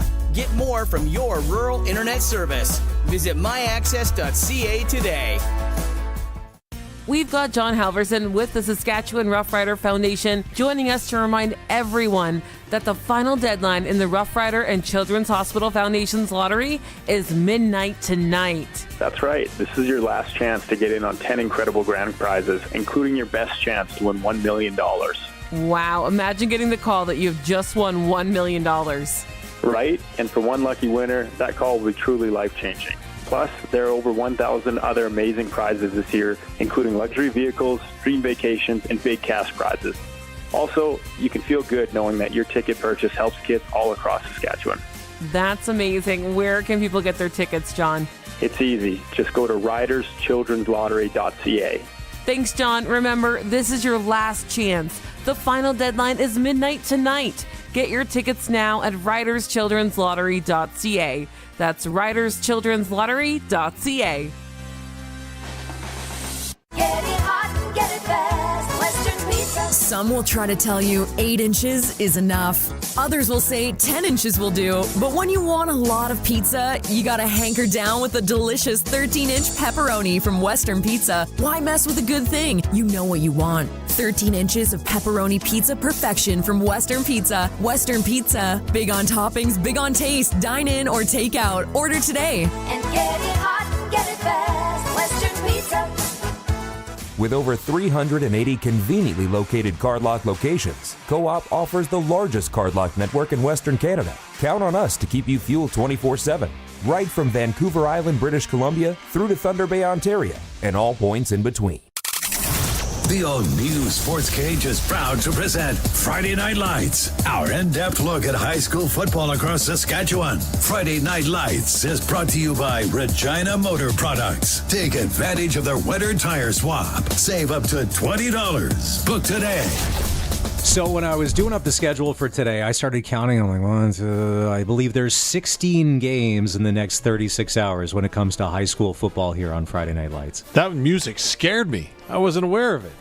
Where have I been the last little bit? Okay. Look at the double C's over there. We got Colson and Curtis or whatever just popping in. We got apparently music now for Friday Night Lights. So every Friday at 4:30 for Regina Motor Products, thank you, we take a look at amateur football in Saskatchewan. Let's start with six-man. Okay.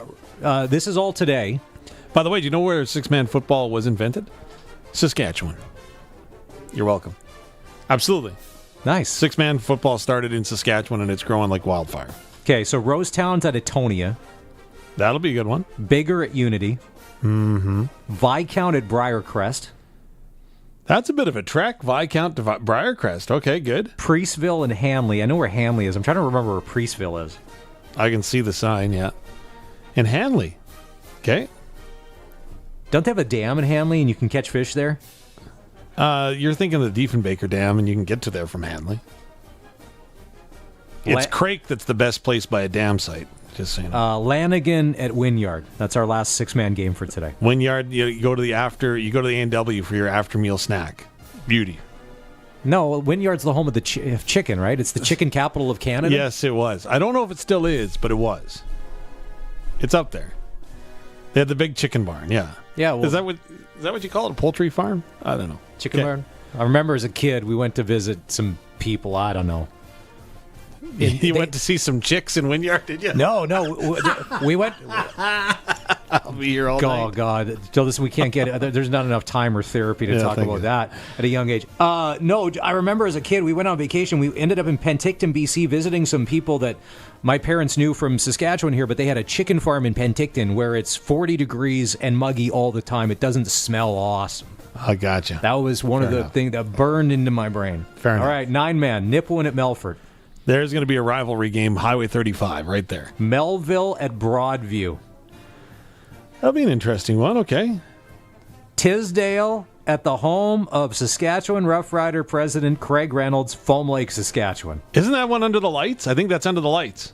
In Foam Lake. I think so. Yeah, Foam Lake. That's a great community right there. Foam Lake. Well, and yesterday at the Thunder dinner, a lot of the conversation was about minor football. And basically, you have no idea of who we're talking about now in the years to come that will end up playing more junior football and who knows going to be the next Saskatchewan Roughrider. Yeah. That was a big topic of conversation yesterday. Beautiful field. Esther Hazy is at Indian Head. That one's under the lights. We know that one. Okay. Lumsden at Notre Dame. Ooh, at Notre Dame? At Notre Dame. I didn't know that they played football. And I knew that they had a football team in Wilcox, but I didn't know that they played their games there. I thought they came to Regina. At least that's what they used to do. No, from what I saw, it's at Notre Dame. I could be wrong. But I'm not. Moose Jaw Vanier is at Maple Creek. Oh, that Maple Creek. Maple Creek. Oh, no, it was Swift Current that was coached by former Premier Brad Wall. But Maple Creek, he had an influence in as well. And our final 9-man game for today, Shaunavon at Gull Lake. Oh, that'll be a good one. Go Shadows. Shaunavon. Isn't it Shaunavon Shadows? I hope so. I think so. Yeah. Let's see. Regina High School football this afternoon. There's 4 games. The Riffle Royals taking on the Miller Marauders at 5:15 at Leibel Field. I met the Miller coach last night. He was actually phys ed coach of mine in high school. Very cool. Really? Yeah, he was at the dinner last night. Did you meet him in the buffet line? No. After the fact, we stopped each other, said hi. Reminisced about the good old days as a Weyburn Eagle. Why did buffet lines take so long sometimes to, it's just like everybody just start with the roast beef. Start with roast beef, put the bow tie salad at the other end and the other salad. That's the main attraction. That's what everybody wants, right? Okay, fair enough. Tom Trojans taking on the Belfort Bears. That's 5:15 at Mosaic. Your nightcap games, Campbell Tartans taking on the Winston Knoll Wolverines, 7:30 at Leibel. And the Sheldon Williams Spartans taking on the O'Neill Titans, 7:30 at Mosaic. There you go. And then tomorrow in the South Rural League, Moose Jaw Peacock is at Yorkton. Oh, I love playing Yorkton. Yorkton we had good games in Yorkton. Yorkton Regional High School. So Moose Jaw to Yorkton, that's 2.5 hours on a school bus? 3? I don't know. Somewhere in there. Does Yorkton still have the orange jerseys? Because they used to have orange jerseys and brown pants, and we called them the A&W Root Bears back in the day, right? Because you think about it. But I don't know if they still have that or not. They probably got rid of that color scheme. Long time ago. Weyburn is at Moose Jaw Central tomorrow at Guthridge Field. Go Eagles. And we're wrapping on this. And I'm not pandering to you because you're on the show today. Fair enough. Swift Currents at Weyburn. Swift Currents at Weyburn. Okay. Yeah, at Weyburn at... That's it. You're from there. You're the pride and joy. That's all you have is... No. I was just... thinking back to my day, they'll be playing on Darrell Cott Field. Of course, he was my high school head coach, and they named the football field after him because he did so much. I remember, you know what? We all had that high school coach, and he was that guy that was such an influence in my life. But the one thing I'll never forget, we're getting set for the provincial semifinal, and we're practicing in a blizzard. And we are all freezing. We don't want to do anything. And again, this is like, black and white. Okay, we didn't have black and white TV, but we definitely weren't practicing indoors because we're playing the game outside, so we're practicing outside. And it is a blizzard. It is minus 30, and he comes out in a T-shirt and shorts. I will never forget him standing at the 10-yard line saying, "Toughen up, boys." And yeah, he's not driving a Tesla right now. No. I can tell you, he's driving a pickup truck. We did not. Yeah, we did not toughen up. We were off the field in 30 minutes. We actually did. You won the game. We won the game.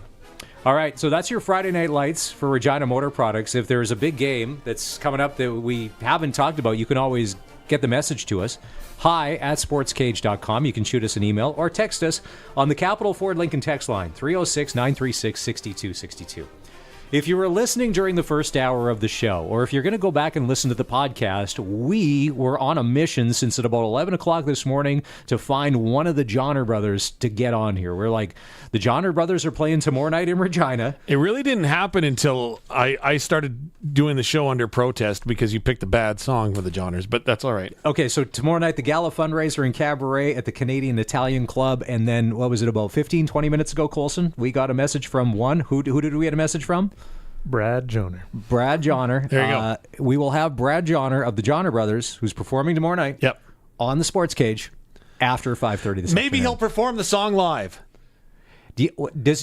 Now, here's the thing: as a musician, and we don't know. No. Is he going to have a guitar with him? Because he could just do it. You always do if you're a musician. No, maybe not. You would. So anyways, stick around for that. So Brad Johnner from the Johnner Brothers will be on the all-new Sports Cage after 5:30 this afternoon. I want to ask him, because they were the biggest thing in country music in Saskatchewan in the 90s and into the early 2000s. The first introduction I had to the Johnner Brothers was when they were on the Tommy Hunter show, and they were featured on the cover of the Weyburn Review. My mom, right now that you mentioned Tommy Hunter, like if all of a sudden if we went Tommy Hunter, Lawrence Welk, boom, that is a double play parlay that hits in Vegas all along, and the double C's over there sitting across from us have no idea who Tommy Hunter or Lawrence Welk is. Yeah. Google it, kids. We're going to take a break. It's the all-new Sports Cage on 620 CKRM. Water heater and water softener rentals are now available at Bronco Plumbing, Heating, and Cooling. Instead of paying big money up front, you can rent a water heater and water softener directly from Bronco without the worry or hassle. They have a long history of renting water heaters and water softeners, and they're maintenance-free. Bronco comes and does all that for you. Saskatchewan's best water heater rentals are from Bronco. Call 306-781-2090. Professional, courteous service. BroncoPlumbing.com. The United Steelworkers Local 5890 acknowledges the National Day for Truth and Reconciliation in Canada. This important day allows us to reflect and educate ourselves on the tragic legacy of residential schools, missing children, survivors of these institutions, and the intergenerational damage inflicted on Indigenous families and communities. The United Steelworkers Local 5890 encourages everyone to wear an orange shirt on September 30th as a way to honor and show respect for all those impacted by this injustice. Time is running out. The final deadline in the Rough Rider and Children's Hospital Foundation's lottery is midnight tonight. Don't miss your chance to win big. There's 10 incredible grand prizes, including your best chance to win $1 million. Imagine driving away in a luxury vehicle, jetting off on a dream vacation, or scoring fantastic rider prizes. But hurry, the final deadline is midnight tonight. Help Saskatchewan kids to get your tickets now at riderschildrenslottery.ca. Lottery license LR240034. Please play responsibly. Since 1949, Nelson Homes has been providing you one-stop shopping for ready-to-move homes, panelized packages, and on-site builds. Nelson Homes' team of authorized dealers all over Saskatchewan would be happy to help you turn your dream home into a reality. In the Fort Capella area, call Calvin at 99 Builders or call 1-800-661-6534 for more information. Nelson Homes, trusted quality and service since 1949. Freeze Tallman wants you to get her done before winter. They can save you time and hassle by delivering your building materials directly to your home or cottage.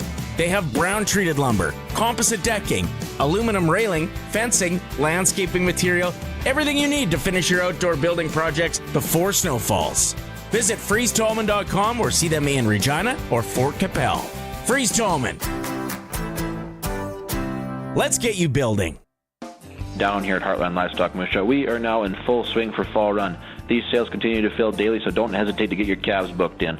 We are home to 2 of the major buying plants that represent Western and Eastern Canada as well as the United States, with 4 major trucking companies helping bring the extra dollar for your calves for all your marketing needs. Or if you're looking to book in, don't be afraid to give us a call at 692-2385. Get top dollar for your calves and get them sold at Heartland Livestock Moose Jaw. You know what they say about trust? Trust goes both ways. And hey, that doesn't just go for people. It goes for you and your vehicle too. If your vehicle seems to be telling you something's wrong, you have to trust that instinct. Visit your local Integra Tire dealer for all of your car's mechanical service needs and get up to a $100 rebate on a set of 4 tires on select brands. You want tires you can trust from a dealer you can trust. Trust your locally owned Integra Tire dealers. Cars Holdings Assiniboia and Schlamps Tire Grenfell. Truly local. Attention cattle producers. Are you ready to maximize your returns this fall with JJO Livestock? We accept cattle 5 days a week and provide easy, low-stress handling at our modern facility. We always ensure prompt weighing. Join us for our Fall Run special weigh days with Black and Red Angus on September 25th, October 9th, and November 13th. Charlet and Simmental on October 16th and November 6th. Call the cattle buyers at JJL Livestock at 692-4911 to learn more. JGL, Partners in Agriculture. Welcome back to the all-new Sports Cage. Connect with the show. Call 1-866-767-0620 or text 306-936-6262. Tomorrow's the Saskatchewan Roughrider Game Day countdown to kickoff for Croft Electric will start at 10 with Justin Dunk and Wes Cates. The Rider Nation pregame show with Dave Thomas and Luke Mulliner goes at noon. Kickoff at 1. It's going to be kind of weird. We haven't had an early start. They've all been 5 o'clock starts or weeknights at 7:30. Yeah. So it'll be an early one. It'll actually be kind of nice. Just get up and do your thing and do a little football. Yeah. Should be a nice day. Forecast calling for sunny and 27. There's 5 changes to the Rider roster for tomorrow's game. We'll get to those depth chart changes here before 5. 10 games, NHL preseason today. One of them is over. The Buffalo Sabres, I guess they're in Europe. They played the EHC Red Bull München, and they won 5-0. There you go. Big win for them. Because they're starting the season. There's a couple of European. They start the season in Europe. They're going to start the season in Europe. Panthers, Hurricanes tonight. Blackhawks, Red Wings. The Blue Jackets taking on the Capitals. Now, Denton Matejchuk should be in the lineup for Columbus. Moose Joe Warrior. He's had a pretty good preseason so far. And like I said, there's a good chance the 19-year-old, if he keeps going, that we talked about this the other day, he sticks and he makes this hockey team. That changes the dynamic of the Warriors drastically. The Predators are supposed to be taking on the Tampa Bay Lightning because of Hurricane Helene. I don't know that they're going to be playing that game in Tampa. That's incredible. And my sister and her husband, they live in Sarasota, and I texted them, like, and when you're seeing the video coming in from South Florida there, is that it's making its way through the Gulf of Mexico. Like, there's a bridge from Tampa to St. Pete that's completely washed. I remember driving on that, and you're like, how is this? Because I'm like, there's no way that they can be playing that game, but I haven't seen that it's been moved or canceled yet, so... Devils at Islanders, Jets Wild, the Avalanche Stars, Canucks at Kraken. And here's the thing, and you're more of a sports guy than I. So I'm just going to stick with this season, Utah. That's what I'm going to call them because it's the Utah Hockey Club, and they're taking on the Vegas Golden Knights. So I'm just saying it's Utah at Vegas. Yeah, no, and you know the toughest one, and it was when the Kootenay Ice were playing in the Western Hockey League, so the Ice shoot the puck down the ice. Oh. That was always a tough one. And then, of course, they moved to Winnipeg, but yeah. Pats home and home with the Warriors. Dante DeCario will be on with us just after 5. Tonight on 620 CKRM, we'll have Game 1 from Moose Jaw with the pregame show at 6:30. And then we'll do play-by-play at 7. And in the SJ tonight, 5 games. Larange is at Flin Flon. See, now that's not a bad bus ride. Larange, Flin Flon. Estevan, Flin Flon, different story. Bad bus ride. Time of year. Well, yeah. Larange, Flin Flon, if you've got to go, there's the crossway, right? Yep. And that's fine. But if you get into winter and that road is closed and you got to go down from Flin Flon to PA and then back up to Larange, that's not quite as much fun. Just saying. Call your agent or unless your mom is your agent. Agent. He's not playing here. He's going to play somewhere central with better highways. Kindersley's at Nipawin, Notre Dame at Melville, Melford at Estevan, and the Yorkton Terriers taking on the number 1 rated Humboldt Broncos of the Saskatchewan Junior Hockey League. Yeah, our good friend Benny Walchuk going to be working on that one tonight. Yeah, so if you want to check that out, that'll be on our sister station, GX94, out of Yorkton, all part of the Harvard Media Sports Network. This is the all-new Sportscage. It's Maz and Dave Thomas filling in for Barney, who's going to be back next week. If you want to be part of the show, you can always text us on the Capital Ford Lincoln text line at 306-936-6262. We got a big 5 o'clock hour coming. As mentioned, Dante DeCaria from the Regina Pats. There was NFL action yesterday. Is it acceptable to have bare feet in public, especially in an airport? We may dive into that. And special guest Brad Johnner of the Johnner Brothers will be on the show after 5:30. It's the all-new Sportscage on 620 CKRM. This is Country Gold with Steve Harmon, your home for the country hits of the 80s, 90s, and 2000s. Hello, I'm Steve Harmon, inviting you to join me for Country Gold. Each week we play country favorites from the 80s, 90s, and 2000s, and we check in with the stars who made them, too. This weekend on Country Gold. Country Gold, brought to you by Trent Dickin and his experienced team at Flooring Superstore. Saturday mornings at 6 and Sunday afternoons at 4 on the Voice of Saskatchewan, 620 CKRM. It is the Rocanville Lucky Lottery, and we have come down to it. Our draws are coming up tomorrow night. $100,000 could be coming your way. You get your ticket today. Tomorrow night, you are $100,000 richer. The number to call is 1-855-762-5686. Tickets are just $100 each. You get your 50-50 ticket, 1 for $20 or 3 for $50, and that's a whole other jackpot that you can win. We have 5 draws of $500 cash, 4 draws of $1,000 cash, $5,000 travel voucher, $5,200 in co-op gift cards, and $100,000. Tomorrow night, will your name be the lucky winner? 1-855-762-5686, Rocanville Lucky Lottery. Time is running out. The final deadline in the Rough Rider and Children's Hospital Foundation's lottery is midnight tonight. Don't miss your chance to win big. There's 10 incredible grand prizes, including your best chance to win $1 million. Imagine driving away in a luxury vehicle, jetting off on a dream vacation, or scoring fantastic rider prizes. But hurry, the final deadline is midnight tonight. Help Saskatchewan kids to get your tickets now at riderschildrenslottery.ca. Lottery license LR240034. Please play responsibly.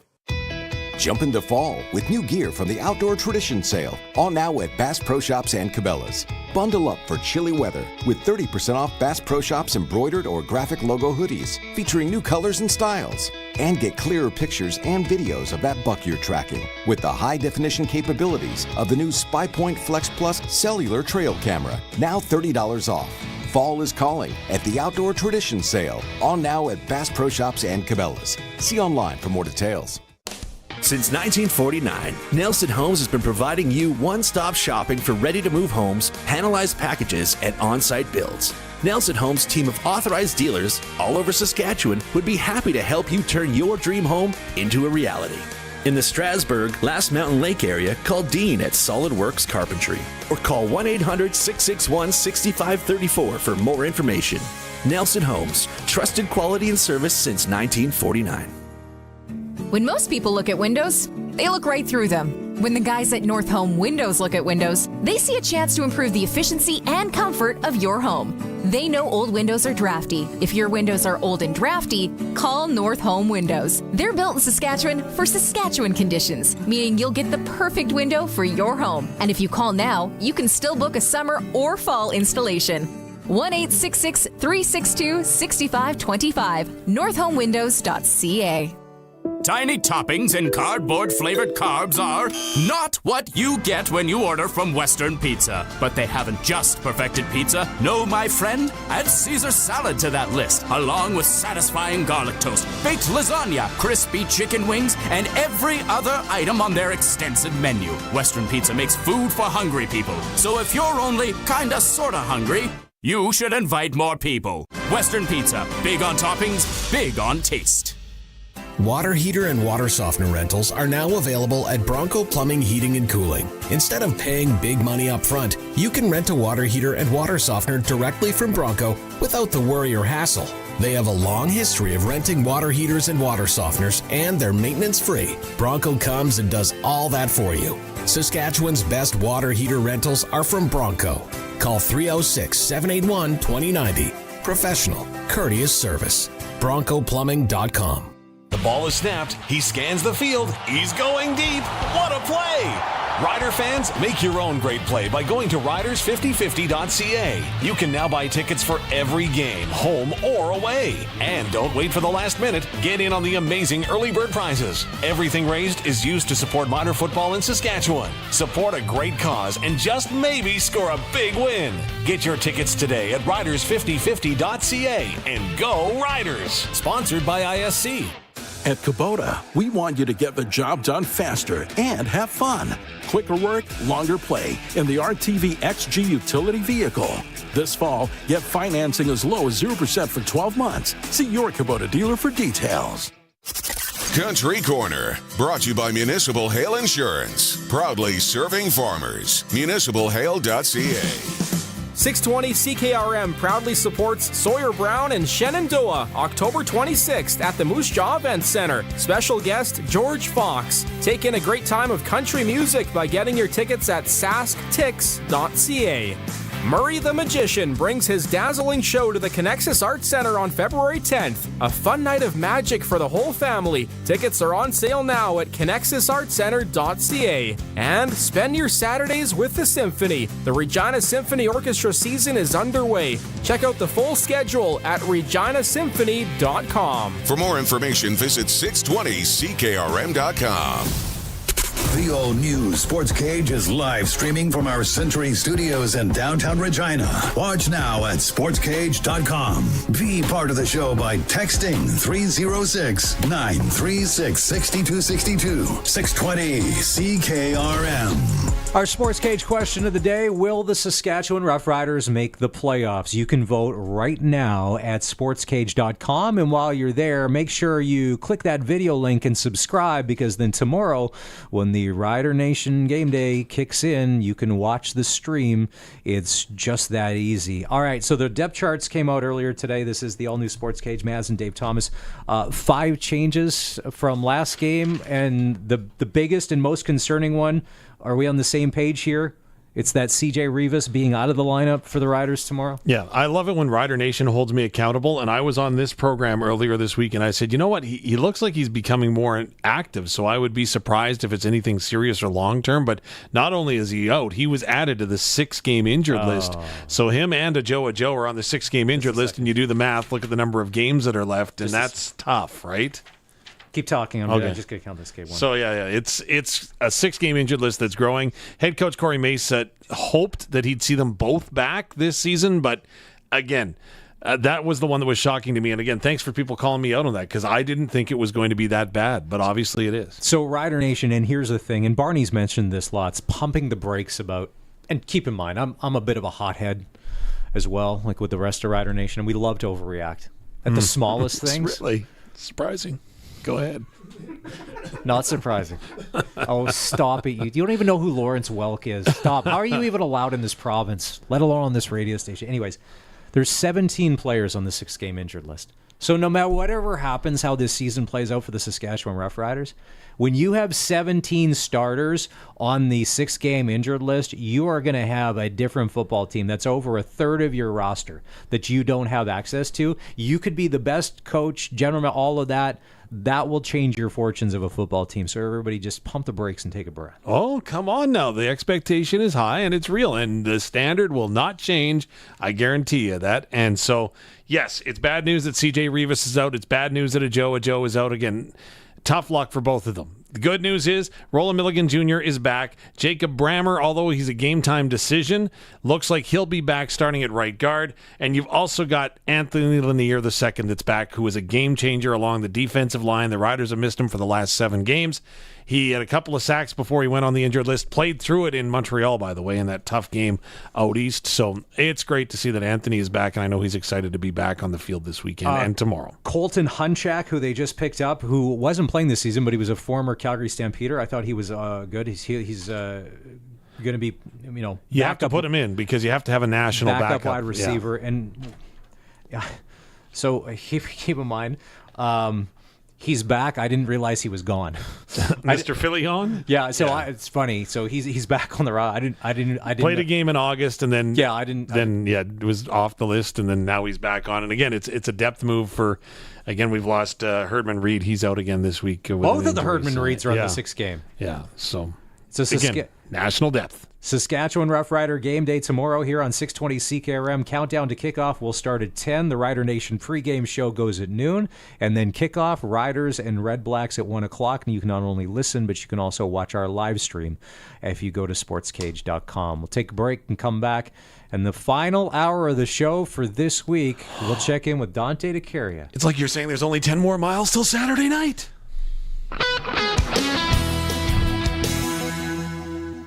It's 5 o'clock. Good evening. It's sunny and 27 degrees in Regina. I'm Corey Atkinson from the Harvard Media News Center with 620 CKRM News for Echo Sound in Fort Qu'Appelle. Stay connected with a new cell phone from Echo Sound. Call 306-332-6711. The Saskatchewan Roughriders will be acknowledging the National Day for Truth and Reconciliation when the Riders host Ottawa. There will be all kinds of events and performances before, during, and after the game. The Riders' Jacqueline Hurlbert says the players will have special jerseys for the pregame warm-up. So our players are going to be wearing orange jerseys in the pregame, a nod to Truth and Reconciliation. Those are being raffled off by the foundation. The CFL has been marking Truth and Reconciliation for a couple of years, but the Riders have always been on the road, so this is the team's first chance to mark the day at home. The pregame starts at 10 a.m. with kickoff set for 1 o'clock. This morning at about 8:30 a.m., White Butte RCMP responded to a two-vehicle collision on Highway Number 1 Regina Bypass. An eastbound SUV collided with an eastbound semi. The SUV had two occupants, a female driver and a 68-year-old male passenger from Weyburn. The male passenger was pronounced dead at the scene, and the driver was taken to hospital with unknown injuries. The semi-driver was not injured. The eastbound lanes were reduced for investigation, but have since reopened. RCMP continued to investigate with the help from collision reconstructionists. A police chase involving a man wanted for robberies ended with his death on Tuesday on Fishing Lake First Nation. After the man stole a van, RCMP attempted to stop him. The pursuit continued until RCMP fired at the van, and the man was found unresponsive. He was later pronounced dead at the scene. The Saskatchewan Serious Incident Response Team is investigating the incident and has seized a shotgun from the van. CERT urges anyone with any video of the incident to come forward, and a full report is expected within 90 days. Saskatoon's fire department says the homeless population is on pace to more than double from last year. City councillors were presented data about the rapid growth of unhoused people living in the city before they approved a temporary homeless shelter downtown. The fire department says it counted 683 inadequately housed people between January 1st and September 15th this year. Last year, there were 366 people counted, with 221 the year before that.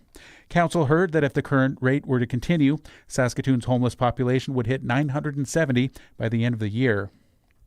The lowest minimum wage in Canada gets a bump on October 1st. Minimum wage! Yeah! Minimum wage employees can anticipate a bump in pay as of October 1st, when the Saskatchewan rate will increase to $15 an hour. In 2022, the minimum wage was increased from $11.81 to $13, followed by a $1 increase each year following. Next door in Manitoba, the rate is going to rise to $15.80 on October 1st. Saskatchewan will still have the lowest minimum wage in Canada, tied with Alberta, which has been at $15 an hour since 2018, and Saskatchewan is now 20 cents an hour lower than Nova Scotia. That's your 620 CKRM News. Read more stories from around your community and around the province at sasktoday.ca and 620ckrm.com. Your weather is next. You are my sunshine, my only sunshine. You make me happy when Uh-oh. There are some things that can get spoiled. A sunny day, maybe. Aw, and no umbrella or anything. And then there's Echo Sound, your SaskTel authorized dealer, where they have all the top-of-the-line smartphones with all the latest features. With such a wide selection and so many great plans, nothing can spoil it. Yay, rain! Echo Sound, your SaskTel authorized dealer in Fort Qu'Appelle. EchoSound.ca. I'm Corey Atkinson with your 620 CKRM Precision Weather, brought to you by Line X Regina. Serious protection, killer looks, 1865 McCarra Street, and for Croft Electric. 27 years of trusted, reliable home, farm, and commercial service for all electrical needs. CroftElectric.com and all socials.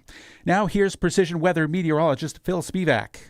Warm temperatures and dry conditions continue into the weekend. The biggest change we'll see is that it won't be as windy. It'll be breezy at times. There will be some wind gusts upwards of 30 or 35 kilometers per hour, but we're not dealing with the strong gusts that we've seen of late. Overnight tonight, mainly clear sky, dropping off to around 9. Mostly sunny for tomorrow, right back to around 26 for the afternoon. Wind from the south to southeast does pick up through the day, 15 to 30 for mid-afternoon. Clear skies Saturday night, dropping off to 13, and then we'll push through the 20s to very close to 30 on Sunday. It'll be a sunny day. The wind will be running in the high end of 15 to 30 for much of the day, and then pick up a little bit for Sunday night. Temperatures will begin to fall. They'll finally settle into the low teens. We'll then wobble a bit through the low to mid-teens, finally settling around 13 Monday afternoon. Windy with spotty showers, drier Tuesday, partly sunny, high of 15. With your 620 CKRM weather forecast, I'm Precision Weather meteorologist Phil Spivak. Across the province at this hour, Saskatoon is 25, Swift Current 25, Assiniboia 29, Yorkton Melville 27, Moosomin Broadview 27, and Estevan and Weyburn are both 29. At this hour in Moose Jaw, it's sunny, winds are from the west at 41, gusting to 52, and it's 28. Regina is also sunny, winds from the northwest at 24, gusting to 35, and it's 27. For more local news that matters to you, subscribe to the daily newsletter at sasktoday.ca. When you want the best for your truck, you want Line X. Your truck has withstood the harshest elements Saskatchewan has thrown at it. Rocks, gravel, rain, sleet, and snow, and left with no chips, no rust. Line X protective coating keeps your truck's bed liners, rocker panels, and bumpers looking like brand new. Don't settle for Brand X. Go with Line X. It's serious protection. Come see why everybody loves taking their truck to Line X Regina for their rocker panels, bumpers, and more. Line X. Make your truck complete. 1865 McCarra Street. Croft Electric. You've probably heard of us because we've been around for over 27 years. We do commercial and residential work? Yes. We do permanent holiday lighting? Yes. We do cabins? Yes. And farms? Yes and yes. We're an authorized Generac generator dealer. We are a full-service electrical company with the experience and the people to service all of your electrical needs. We are Croft Electric. We will be here when you need us. Do it right, do it once. Follow us on all social and call 306-586-1333 to book. Broadcasting from Century Studios in downtown Regina, Harvard Media presents the all-new Sports Cage, where Saskatchewan comes to talk local sports. Brought to you by Nelson Homes, supplying home packages and RTMs for over 65 years. Be a part of the show. Call 1-866-767-0620 or text 306-936-6262. The all-new Sports Cage. Streaming at sportscage.com and on the radio at 620 CKRM. Final hour of the show as we head into this long weekend. It's a Saskatchewan Roughrider game day tomorrow. Riders, Red Blacks. Kickoff will go at 1 o'clock right here on 620 CKRM, and you'll be able to watch the stream at sportscage.com. If you've missed any of the show, we had Sheldon Napastuk on. He is the pride of North Battleford, Saskatchewan. Yes. Former Saskatchewan Roughrider and Calgary Stampeder. It was interesting getting his thoughts. He thought, like everybody thought, that the Stamps were done and bad this year. He said that he knew that they were toast last year because of Jake Blair. Yeah, I know. That's harsh. Wow. Yeah. Yeah. We had Eric Francis on talking NHL preseason. The Flames, I think, are overachieving. The Oilers are, he thinks, one of the best off seasons in the league. That's wild. Canucks are going to be solid. You can catch those podcasts, and they're posted if you can just go to our social channels and you listen there. It is a big weekend for the Regina Pats. It's a home and home with the Moose Jaw Warriors tonight, game 1 in Moose Jaw. And to catch up on and get the scene from the Band City, we'll have our pregame show at 6:30 and the play-by-play at 7. Pat's play-by-play guy, Dante DeCaria. Now, Dante, you're in enemy territory, and I know it's early in the season. Any action when you're walking in? Any of the fans getting? I know there's not a ton of people there yet. Anybody doing what Moose Jaw Warrior fans do to Regina Pat people? Nothing so far, Chris.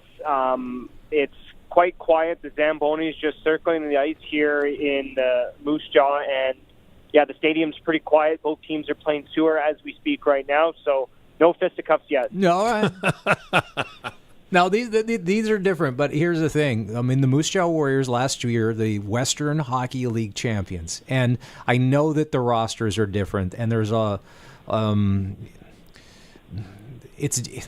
how big would it be for the Regina Pats early in this season with the roster they have if they could go 2-0? What does that do to this young hockey team?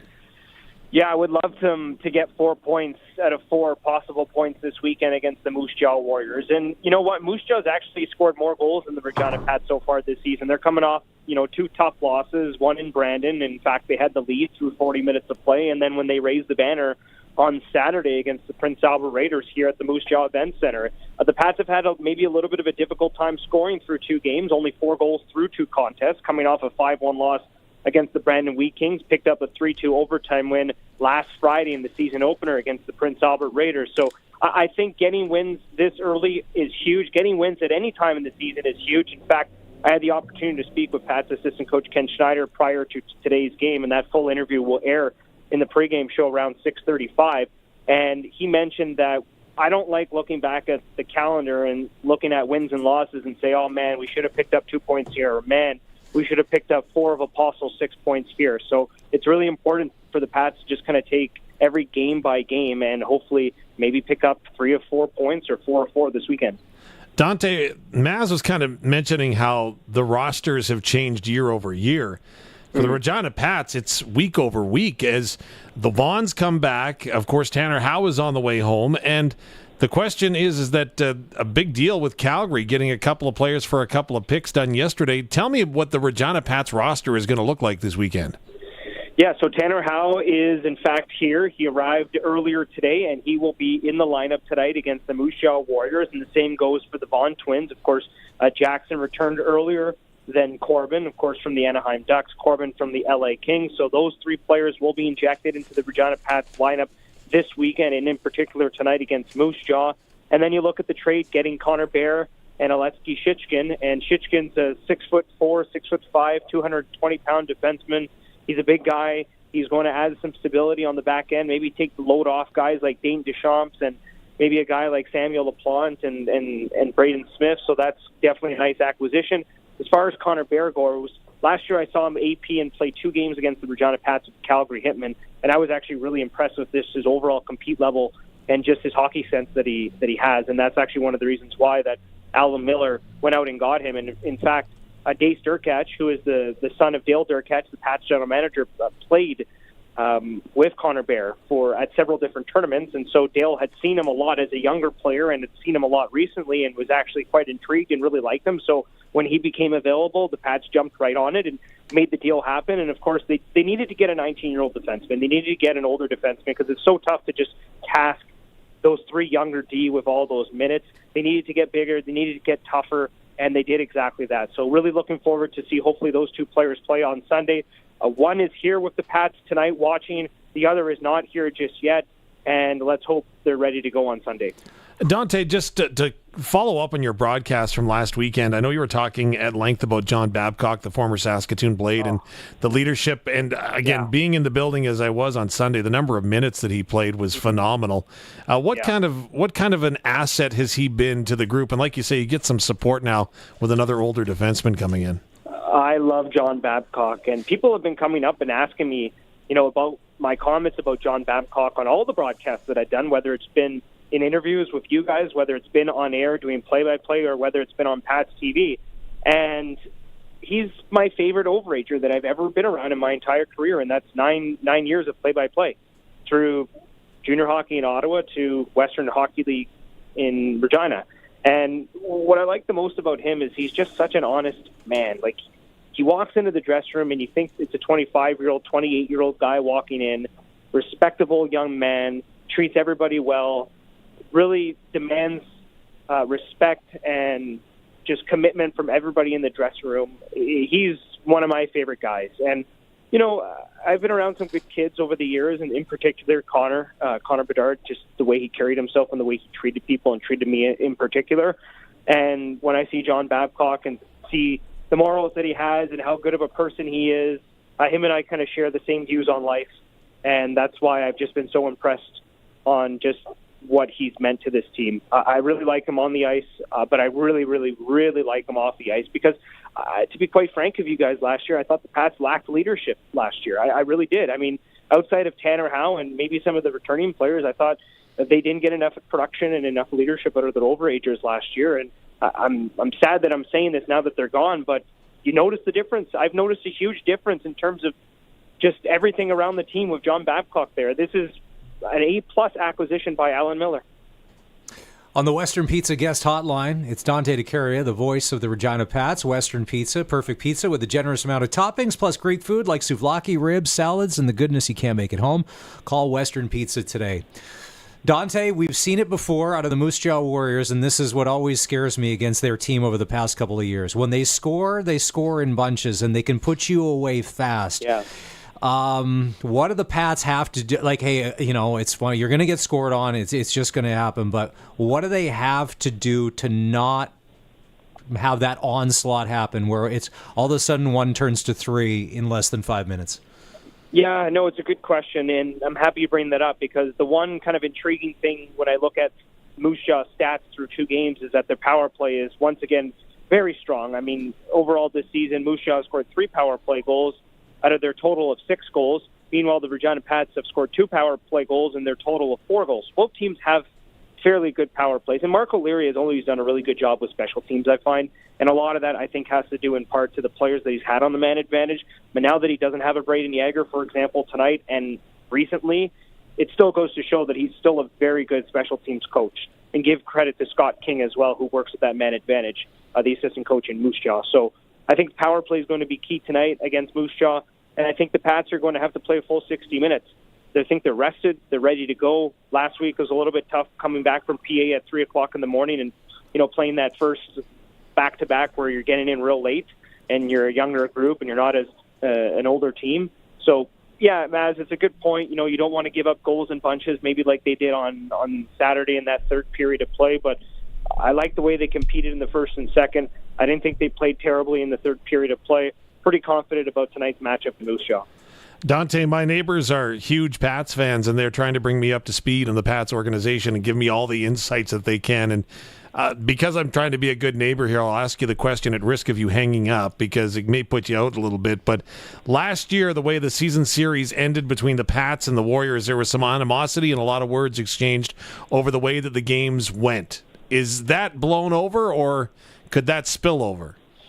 Yeah, I think it's blown over, and by the way, I'll never hang up the phone on you guys. You guys do an amazing job, and I'm happy to answer any question that you want. But you say that now, but wait till I ask for money. But anyway, sorry. No, we're all good. We're all good, Dave. Just looking back to last year, I was so fired up. It's so fun to look back at that goalie fight, and man, it's you know what, guys? I dreamed about calling a goalie fight since I was a little kid. So to be able to do it, I'm so happy. I'm so happy that I got to see that between Jackson Unger and Kelton Pine. If I could shake both their hands and say thank you, I would. I'm not too sure if I've done that with Kelton, and I've never met Jackson. So, I mean, when the games get heated like that, it's hard as a fan to not also get emotional. And I remember at the old Crush Can when things would get a little wild. I remember there was a guy by the name of Rob Tremblay who played for the Moose Jaw Warriors. He was not a big man, but man, was he tough. And he would fight Wade Belak from the Saskatoon Blade or whatever. And then I think it was Chris Dingman played for the Brandon Warriors, and you would be so juiced or jazzed, like you were like it. We were all going to war, like we all had that jersey, and so I totally get it, Dante, when you're saying like when you see that and everybody is into it, and it's hard. And surprisingly, people were well behaved. Yeah, some of these games, and you see a lot. In fact, I've called over 200 in the Western Hockey League, can be a little bit vanilla, if you know what I mean. And it's not a bad thing. That's where the game is trending. But you like to see emotion, you like to see compete, and you like to see guys care. And and want to stick up for each other and stuff like that. I mean, I'm a very competitive person. I mean, you can ask anybody that I coached against or coached with this past summer doing baseball, and I was very, very, very competitive and wanted to win with U13 baseball teams. So in provincials, I got very heated about certain things. Did you get tossed? I never got tossed. Okay. I've gotten one warning. Okay. I got a warning, and it's never been towards the umpire. Unfortunately, I got mad at a couple words were exchanged between me and the other team's coach. So fair enough. Okay, sorry. Nice. All right. But you know what? Like the way I see it, and I think the old story is I don't know who said this story, but I think in between those lines, and in this case, on the ice, like you leave it on the ice. You know what I mean? What happens on the ice, you leave it on the ice, and I think it doesn't need to carry over to off the ice. And in that case, what happened in Moose Jaw last year, there were obviously comments exchanged from both sides off the ice, which I think was so fun because it made it feel like I was back in the day being a little kid and watching Jeremy Roenick go after Patrick Waugh, and Patrick Waugh give his comments back in the media and stuff like that. And that just brings back memories to me as a kid. So just happy that I was able to experience it. But I don't think there will be any animosity tonight. I mean, the rosters have turned over so much, at least on Moose Jaw's side. And, I think for the Pats side, they're just focused on, beating Moose Jaw as far as getting the 2 points tonight, because the 2 points are the most important thing. They can't get involved in anything like that. And I think Moose Jaw's kind of thinking the same way because they haven't won a game yet this year, so they want to beat the Pats just as much as the Pats want to beat them. All righty, sir. We'll let you take a break because you got work to do later on. That's Dante DeCaria. He's the voice of the Regina Pats. 6:30 is the pregame show here on 620 CKRM, and then play-by-play, Regina Pats and Moose Jaw Warriors will go at 7. That's game 1 of the home and home, and then they will do it all over again on Sunday. The pregame show will start at right here on 1:30, and then they'll have the play-by-play at 2 o'clock. We got a text in on the Capital Ford Lincoln text line. We were doing Friday Night Lights earlier, talking high school football. Did you see this, Dave? I can only imagine what this turns into. Okay. Just a second. Sharky was on with Barney earlier in the week. So you're doing he had the sunglasses on. So, okay. So the home opener tonight, Tisdale is in Foam Lake. 9-man football. 4:30 to 6:30 is the tailgate kickoff, and then 7 o'clock under the lights. With the permanent lights on the field, rumor has it they're the old lights from the Gordie Howe Bowl. That's from Kevin in Foam Lake. Are you allowed to, at a high school football game, have a tailgate? Like, is that, I know it's just parents drinking in a parking lot, but is that, like, you can't sanction that. Like, you can't promote, like, what's happening. Well, no, you can. There doesn't have to be, it could be for the student body. Okay. Like, they're not drinking, but you'll have those famous taco sandwiches that we were talking about earlier. I remember what it was like being in high school and going to a football game on a Friday. Like, it was one thing when the high school, it would be like a Tuesday or Wednesday, but when it was like a Friday night and not the 5:15, like the 7:30 game. 7:30 game. Oh, the trouble you would try and get into before you would, oh man. Yeah. Those were the days. See, and for a while, my parents were considered the cool parents. You could come to our house and a lot of, they were You were the cool parents. Now, really? for a while, I still remember my mom vouched for a bunch of us at a high school dance to Mr. N's, the principal. Wow. Because everyone was at our house beforehand. Wow. And the world has changed. You can't do that sure anymore. has. Oh, it sure has. Speaking of that, have you paid your school fees yet this year for your kids? Like, no. I get it. The cost of everything has gone up, but the other day, like, my wife's like, yeah, it's going to be like $500 and some bucks for the kids. And I'm like, whoa. They go to public. They don't. This is not a private school. They go to public school. I'm like, wow, like it is. I just did the university tuition check today, so that was fun. What is higher education costing these days for a semester? I think he's over $5,000 for a semester. Just for just tuition. Not books. Not books. Well, and books are different than when we went to university. Cool, because they're online, aren't they? They're online, but you still have to pay. It's funny because even though you're not using the resources of, say, a classroom, you may be taking an online class, you pay the same as if you're going to the facility and using their power and stuff. I don't know. It's just me. So my father-in-law was a professor for a long time, which meant if you were part of the faculty as kids, your kids, you got to X amount of free classes a year. Oh, I didn't know that. So like my my wife and her two brothers, like they went through, and it was different. It wasn't completely free, but they were like a class or two a semester. But the thing is, you got to pass those classes. We got to change the topic because I'm starting to get emails from Edsby, and that can only be a bad thing, meaning that somehow I got to owe somebody money somewhere. What is Edsby? You don't know what Edsby is? Edsby is like the communication tool between educators and homes, educators and families. That's the way it is. Edsby is what the most. You don't have this in Calgary? Edsby? No, I've never. Is that like PayPal?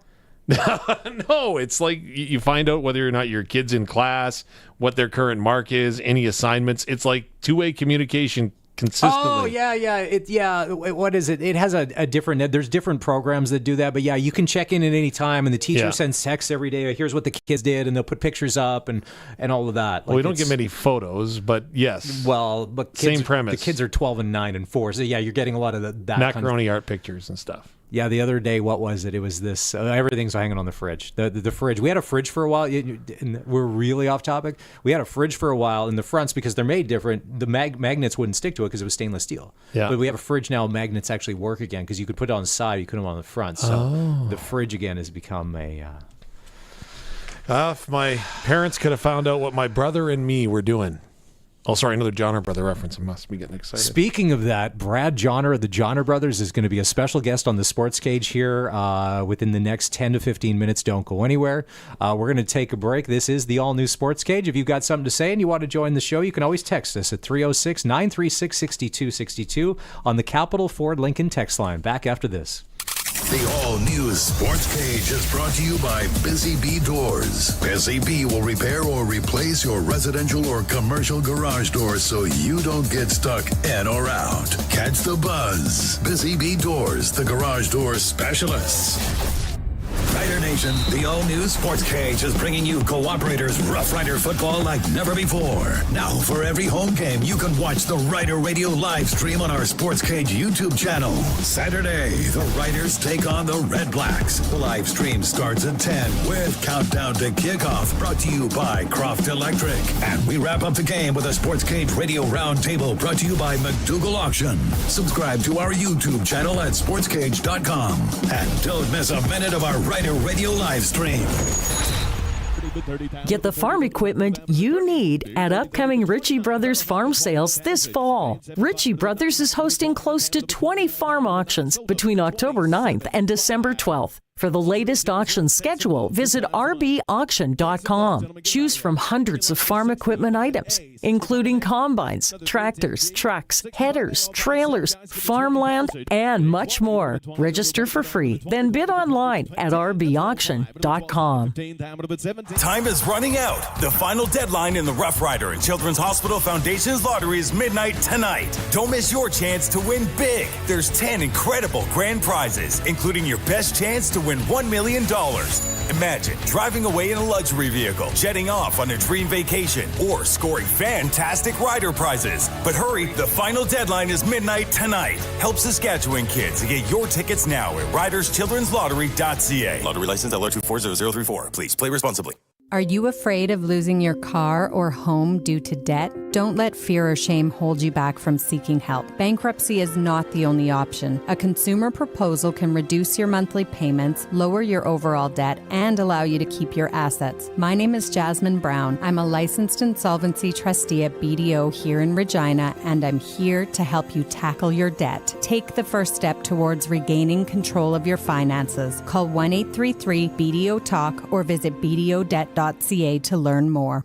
It's been a long day. I don't want to cook. I'm going to surprise the family with a pizza night. I'll be a hero. My family might actually pick me up in celebration and carry me around the kitchen, and they'll chant my name, and I'll be celebrated until the end of time when I... This isn't Western Pizza. I thought you loved us. Don't pizza fail. Get what they want. It's got to be Western Pizza. Big on toppings, big on taste. And get it hot, get it fast. Western Pizza. Since 1949, Nelson Homes has been providing you one-stop shopping for ready-to-move homes, panelized packages, and on-site builds. Nelson Homes' team of authorized dealers all over Saskatchewan would be happy to help you turn your dream home into a reality. In the Radville-Weyburn area, call Darren and Claude at South Sask Builders. or call 1-800-661-6534 for more information. Nelson Homes, trusted quality and service since 1949. Regina Pats hockey is back, and that net is wide open to renew your plates. When you take that big slap shot, do it online with Dusick and Barlow. Request a quote for anything you need. It's a true breakaway, and as easy as it is for the Pats to score that winning goal. When it comes to online plate renewal, there's no high sticking involved, just the most valuable players in the game. Your local Regina insurance brokers, Dusick and Barlow. Local owners, local business, SaskInsurance.com. APAS is there when you can't be. As farmers and ranchers, you need to fight increasing costs and regulation. But how are you supposed to be everywhere at once? You're busy with harvest, so you don't have time for meetings with politicians, presentations to committees, and tracking legislation that will affect your farm. This is where APAS comes in. Your APAS representative, the APAS Board of Directors, and the Canadian Federation of Agriculture all work together to represent you. APAS is there when you can't be. Visit apas.ca and become a member today. Down here at Heartland Livestock Moose Show, we are now in full swing for fall run. These sales continue to fill daily, so don't hesitate to get your calves booked in.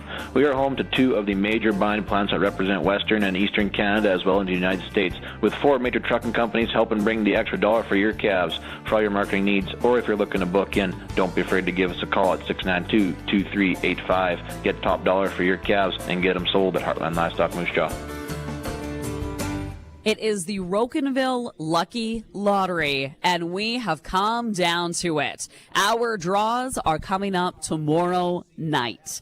$100,000 could be coming your way. You get your ticket today. Tomorrow night, you are $100,000 richer. The number to call is 1-855-762-5686. Tickets are just $100 each. You get your 50-50 ticket, 1 for $20 or 3 for $50, and that's a whole other jackpot that you can win. We have 5 draws of $500 cash, 4 draws of $1,000 cash, $5,000 travel voucher, $5,200 in co-op gift cards, and $100,000. Tomorrow night, will your name be the lucky winner? 1-855-762-5686, Rocanville Lucky Lottery. Welcome back to the all-new Sports Cage. Get social with us. Follow us on X at Sports Cage. Watch our video stream at sportscage.com and always on the radio at 620 CKRM. Tomorrow's the Saskatchewan Roughrider game day. Riders taking on the Red Blacks at Mosaic Stadium. Our countdown to kickoff will get rolling at 10 with Justin Dunk and Wes Cates. The Rider Nation pregame show will go at noon with Dave Thomas and Luke Mullender, and then kickoff at 1. And if you want to talk about a deadly doubleheader on a Saturday night, you could do the Rider game in the afternoon, and then you drift over to the Canadian Italian Club. Well, I don't know about drift. The Johnner brothers are playing the Gala fundraiser in Cabaret, and we were talking earlier this morning when we were planning the show. Wouldn't it be good to get one of the Johnners, one of the originals like Brad or Ken on with us on the show? Mm-hmm. Ladies and gentlemen, on the Western Pizza guest hotline, because he's just a real good guy, he is Saskatchewan country music royalty, Brad Johnner, joining the all-new Sports Cage. Wow, I can't live up to that introduction. Yeah, well, yeah, you are. There was nothing bigger in the early '90s than the Johnner Brothers, and if you didn't own that CD, Some Kind of Magic, like your CD collection was just not complete. There you go. Brad, can you before we get into this, I know there's a lot of exciting things coming up for the Johnner Brothers, but when you're performing, like you're going to be tomorrow night here in Regina, right, and you've got your set list, I'm sure, defined. And you know there's that one song on the set list that is going to bring the crowd to their feet, get the dance floor full. What song are you playing to do just that? Oh, my gosh. I don't know. I think we started out our third set with 10 More Miles, and that seems to rock it up a little bit. 10 More Miles till Saturday night. That's not surprising at all. I would suggest that is one of the favorites of all of your Johnner Brother fans. What about Goodbye for Good? Where is that? And you're playing 3 sets still? Like, holy smokes, wow. Like they wanted to do a dance with this thing. They want to get their money's worth, I guess. So we said, yeah, we'll do that. Okay.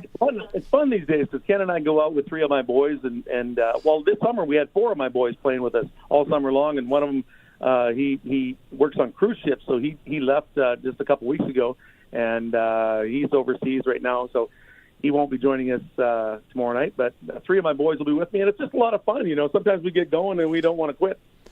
All right, we're chatting with Brad Johnner on the Western Pizza Guest Hotline. So let's go back to the late 80s. You, the brother, you get the band together. When did you guys know, or did you make that commit with, was there a moment to be like, okay, we're doing this?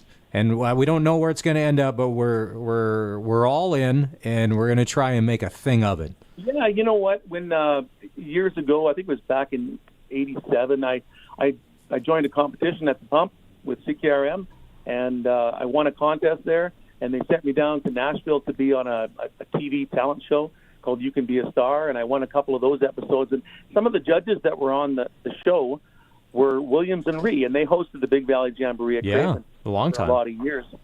And they said, hey, have you ever played there? And we said, no. And they said, we'll get you on there. So they got us on, I think, the summer of '87, and Ken and I, and our older brother Randy played with us, and we played to 10,000 people. We were first ones up Thursday morning, and there was 10,000 people there, and we got a standing ovation. And I said, hey, I'd like to do this for a living.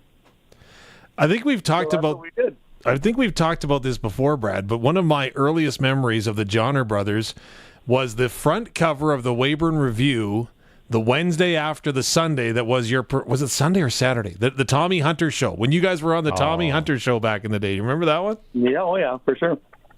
Yeah, we did that show a couple of different times. In fact, we taped the very last episode of the Tommy Hunter show. So we always tell everybody that we're the reason Tommy went off air. Now you are putting out new music. You've got a new single coming out. Is that right? Yeah, we have a brand new single coming out October the 7th, and we have a new music video to that as well. And it's a fun tune. My son Luke and I wrote this one. A lot of people always say to us, "You got to bring back the mullet." Oh, we had the mullets for a lot of years there. They said, "You got to bring back the mullet." So we said, "Okay, well we'll write a song called that." So this one's called it's a party song.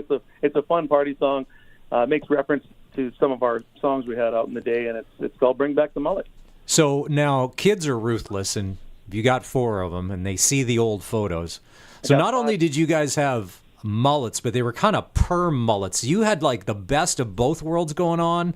You had party and flow. You had they gotta bust your chops over the old days in those old press photos. I'm assuming. The funny thing is, first of all, there's no perms involved. We don't.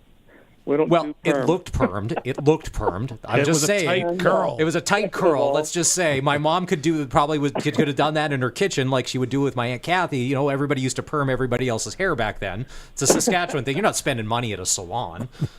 No. So we would just let it go. And nowadays the mullet is back, believe it or not. And it doesn't matter where you go, there's mullets. I don't know if they were as big and as poofy as the ones we had, but the mullet is back. And my boys, I got 5 boys, and they all got lots of hair, so they don't really laugh about me in those days. Brad, the talent that you have in your household musically is absolutely through the roof. And I know you've got to be so proud of your boys, but how fun is it also sharing the passion that you have to perform in front of people like you get to do tomorrow night here?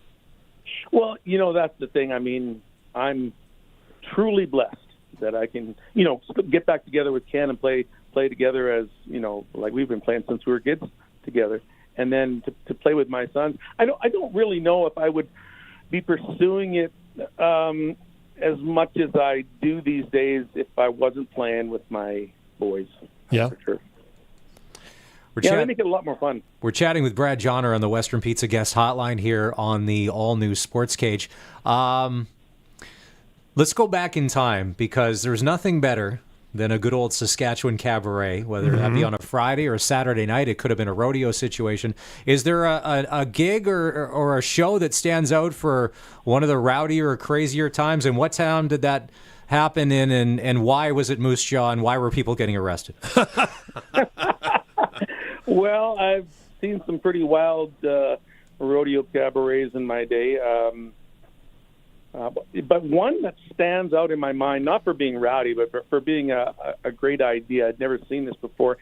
To me, an evening of entertainment is all about lighting, and if there's poor lighting, it just makes it look horrible, and fluorescent lighting is the worst. And usually when you're playing in an arena, have fluorescent lighting, or if they shut them all off, it's too dark then.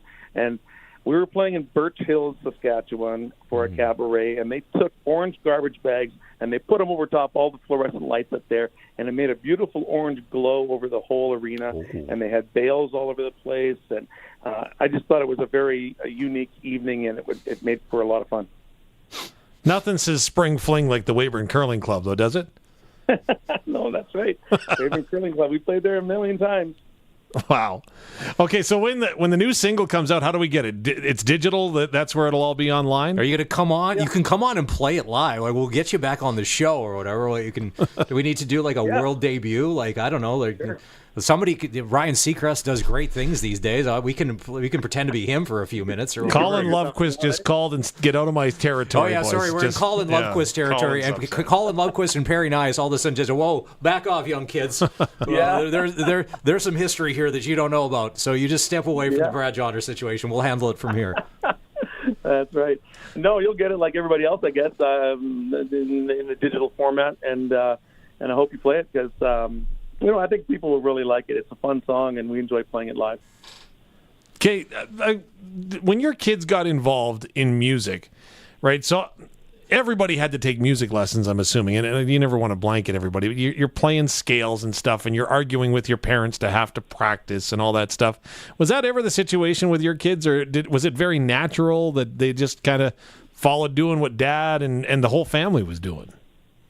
Yeah, it's funny because I never pushed music on the boys. They took piano lessons like everybody else, I guess, but they just kind of fell into their own instrument, and they just wanted to do that. And I ended up having a piano player, a guitar player, a drummer, and a bass player. So it worked out pretty well. Yeah, no doubt, right? Like, I'm thinking, my house, the way that we organized with my brothers, it would all have been 5 drummers, right? It would have been terrible. Yeah. Yeah, I remember that. We all had to take piano for at least a year, and I hated it because the lady, she was old. The house smelled like mothballs. It was your typical old piano lesson lady house, and it was just like...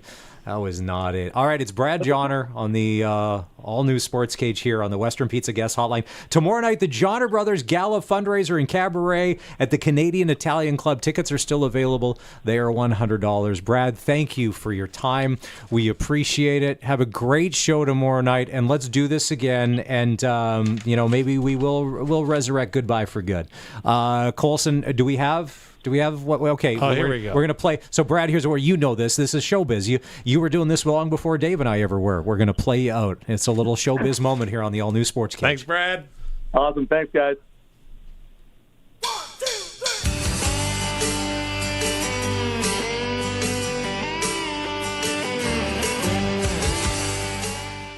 In town, at the cabin, or on the farm, only one rural internet provider brings you a whole home solution. Access Rural Internet now offers download and upload speeds up to 350 megs for one low price. Plus, keep entertained with Access Next TV Stream, and keep an eye on your home and property with Access Rural Security, each for just $14.95 a month extra.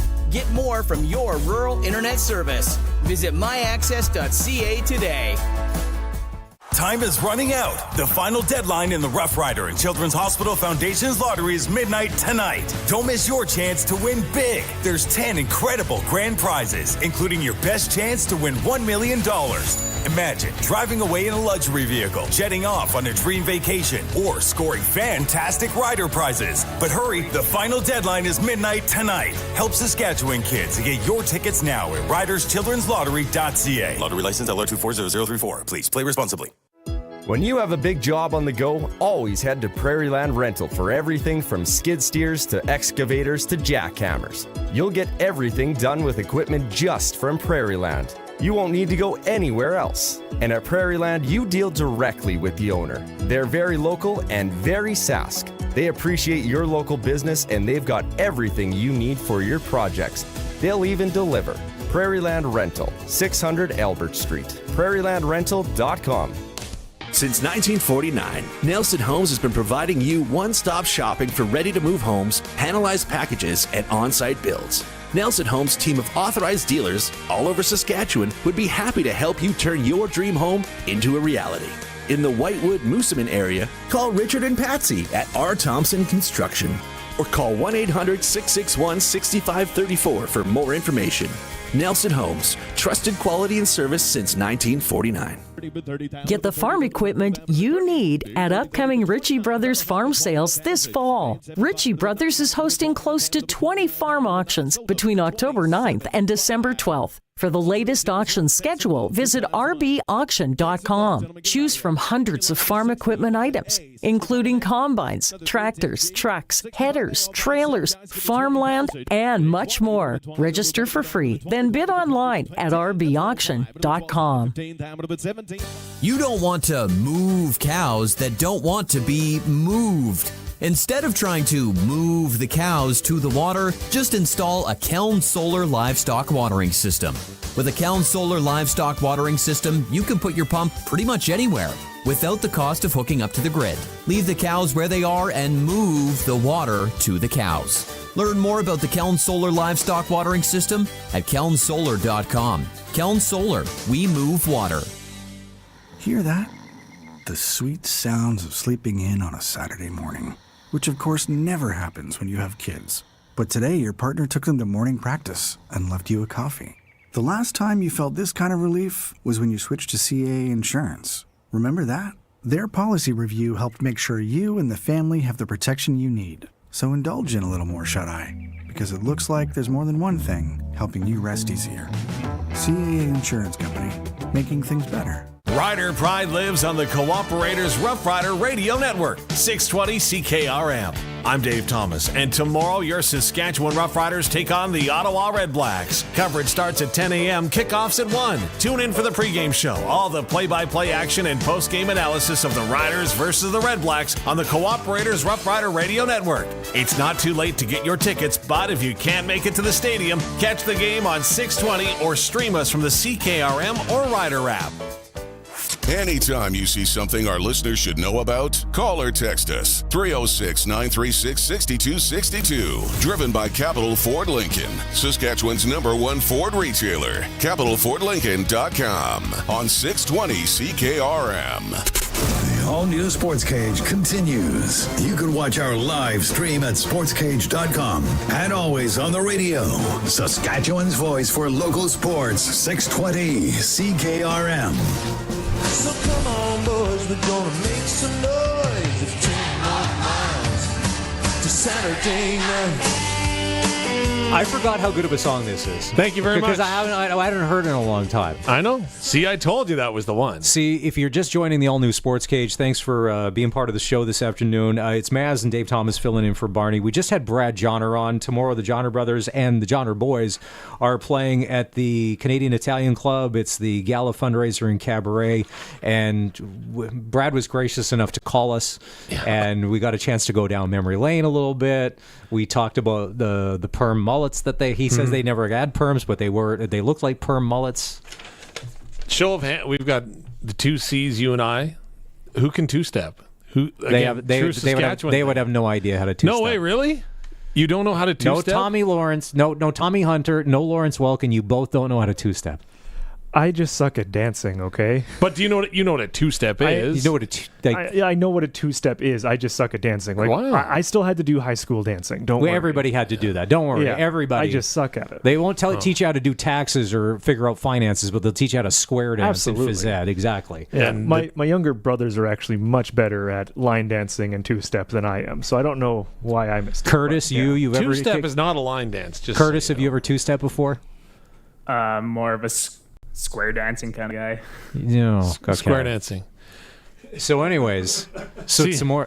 This may be a Weyburn thing, but the most awkward thing was in high school we had to take dancing, right, as part of the curriculum. Yes. And it wasn't a co-ed class.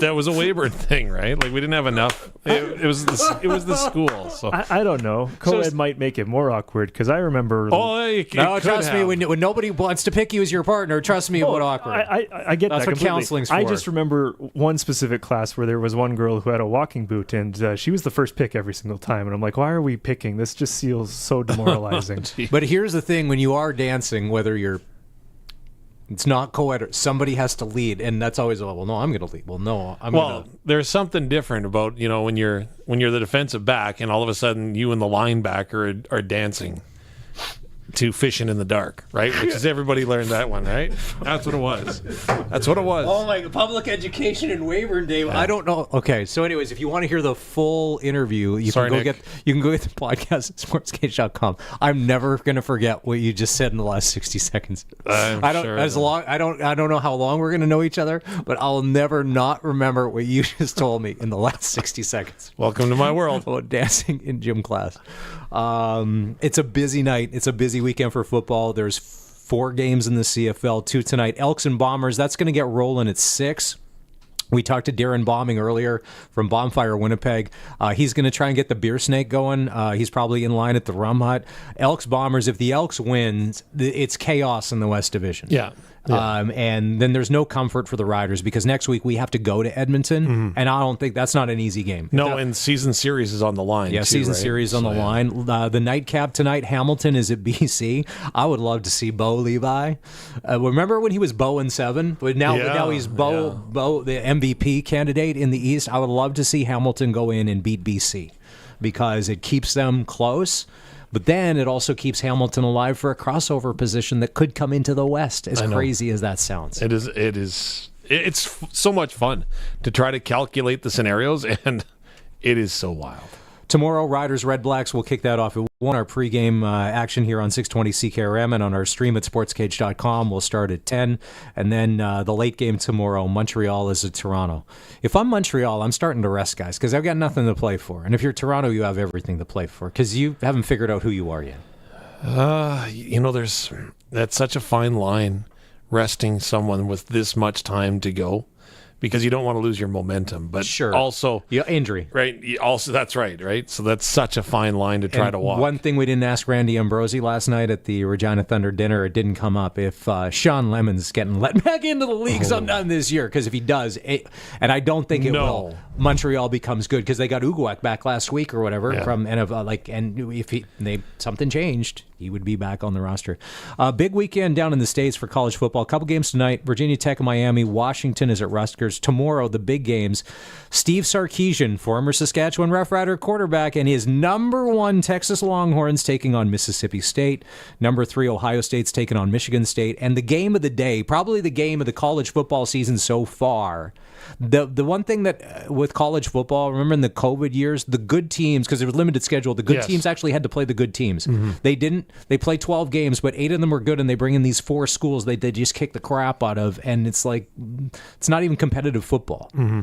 So tomorrow, you're getting the number 2 Georgia Bulldogs taking on the number 4 Alabama Crimson Tide. And I saw an interview with Kalen DeBoer, who is the coach of the Alabama Crimson Tide, who took over for Kalen DeBoer. He comes to Alabama. I think his record is 117 wins and 12 losses. So if you're going to replace Nick Saban, you obviously have to have a pedigree of winning. And I think Kalen DeBoer has it. Back to the Longhorns for a quick second. I will not forget that Roy Shivers mentioned when going into the Plaza of Honor, right? That guy owes me everything in his career because I cut him. I'm like, okay, good enough. I don't know if Steve sees it that way, but sure. He's done well for himself after. And by the way, for all the clowning we did, the Dallas Cowboys actually won a football game yesterday. Yay. 2015 over the New York Giants. So the Cowboys are 2-2 and the Giants are 1-3. The big Sunday matchups, Vikings-Panthers. Eagles, Bucks, Ravens, Bills, your 3-0 clubs going into the weekend. You got Buffalo, Pittsburgh, Kansas City, Minnesota. And I hate the Seattle Seahawks. Like I just don't enjoy watching. If they're on TV, I'll switch to something else. How are the Seahawks with Geno Smith 3-0 so far this year? Credit. Got to give them credit. Credit where credit is due. All right. Mercifully, the season is almost over for the Toronto Blue Jays, and this will be one of your final Toronto Blue Jays reports here on the almighty 620 CKRM. I'm Dave Thomas, and it's time for the Blue Jays Report. For Shorty Generators, keep the power in your hands with an automatic standby generator from Shorty Generators, the standby generator experts. The season for the Toronto Blue Jays is winding down. The Jays have fallen short of expectations and goals. The playoffs, let's face it, were never really a consideration by the All-Star break as injuries mounted and the offense and bullpen took turns letting the team down. Following the trade deadline, where the Jays were clear sellers, the young players called up from the minors infused some energy into the lineup, and the hopes of a .500 season and moving out of the AL basement crept into the thoughts of the Jays. However, a late-season slump, 3-7 in their last 10, has them 11 games under .500 and 4 games back of Tampa Bay and sitting in the basement of the AL East, entering their final 3 games of the season this weekend against Miami. That said, there were some encouraging signs heading into the offseason. Manager John Schneider, for example, he's happy with Kevin Gausman's final start of the season. He's been great. You know, it was frustrating for him at the start of the year. Obviously, when you're a pitcher of that caliber and you're not getting the results you're used to, it's frustrating. So I give him a lot of credit for evolving a little bit as he went and working through some things. I just like where he ended with his stuff, his velo split. I think his last 3 or 4 starts, his split has been really good, kind of carrying the zone. And I'm happy for him that he ended it the way he did after a rough start. And if you combine Gausman's performance with that of Bowden Francis in the last month, the Jays' starting pitching is looking promising heading into next year. The rotation in particular, yeah. They are a big part of what we're trying to do. And watching them finish strong has been great, you know, and I think that you know you have to take some positives out of things when things aren't going your way during a season. So I think them finishing the way they did and having a little bit of momentum into the offseason is awesome. But yeah, it's we're going to need those guys, and I'm happy for them individually, but I love the way that they've continued to work, continued to grind. When you're a veteran pitcher, it's not the easiest thing to kind of get up and go when you know you're not fighting for a playoff spot. But they've all done that, and they're all kind of continuing to find ways to get better. So couldn't be happier with the effort they've put in, the work, all that kind of stuff. And it's definitely nice to kind of roll into the offseason with those guys doing well. And that's your Blue Jays report. For Short E Generators, keep the power in your hands with an automatic standby generator from Short E Generators, the standby generator experts. Okay, Blue Jays, let's play ball. I'm Dave Thomas. 620 CKRM is your home to country's greatest hits and the 90s at 9. 1 full hour featuring the biggest hits of the 90s. Garth, Reba, Alan, Shania, George, and so much more. No cassette tape or CDs required, and 90s mullets are optional. 90s at 9 for the town of Wolseley and the voice of Saskatchewan.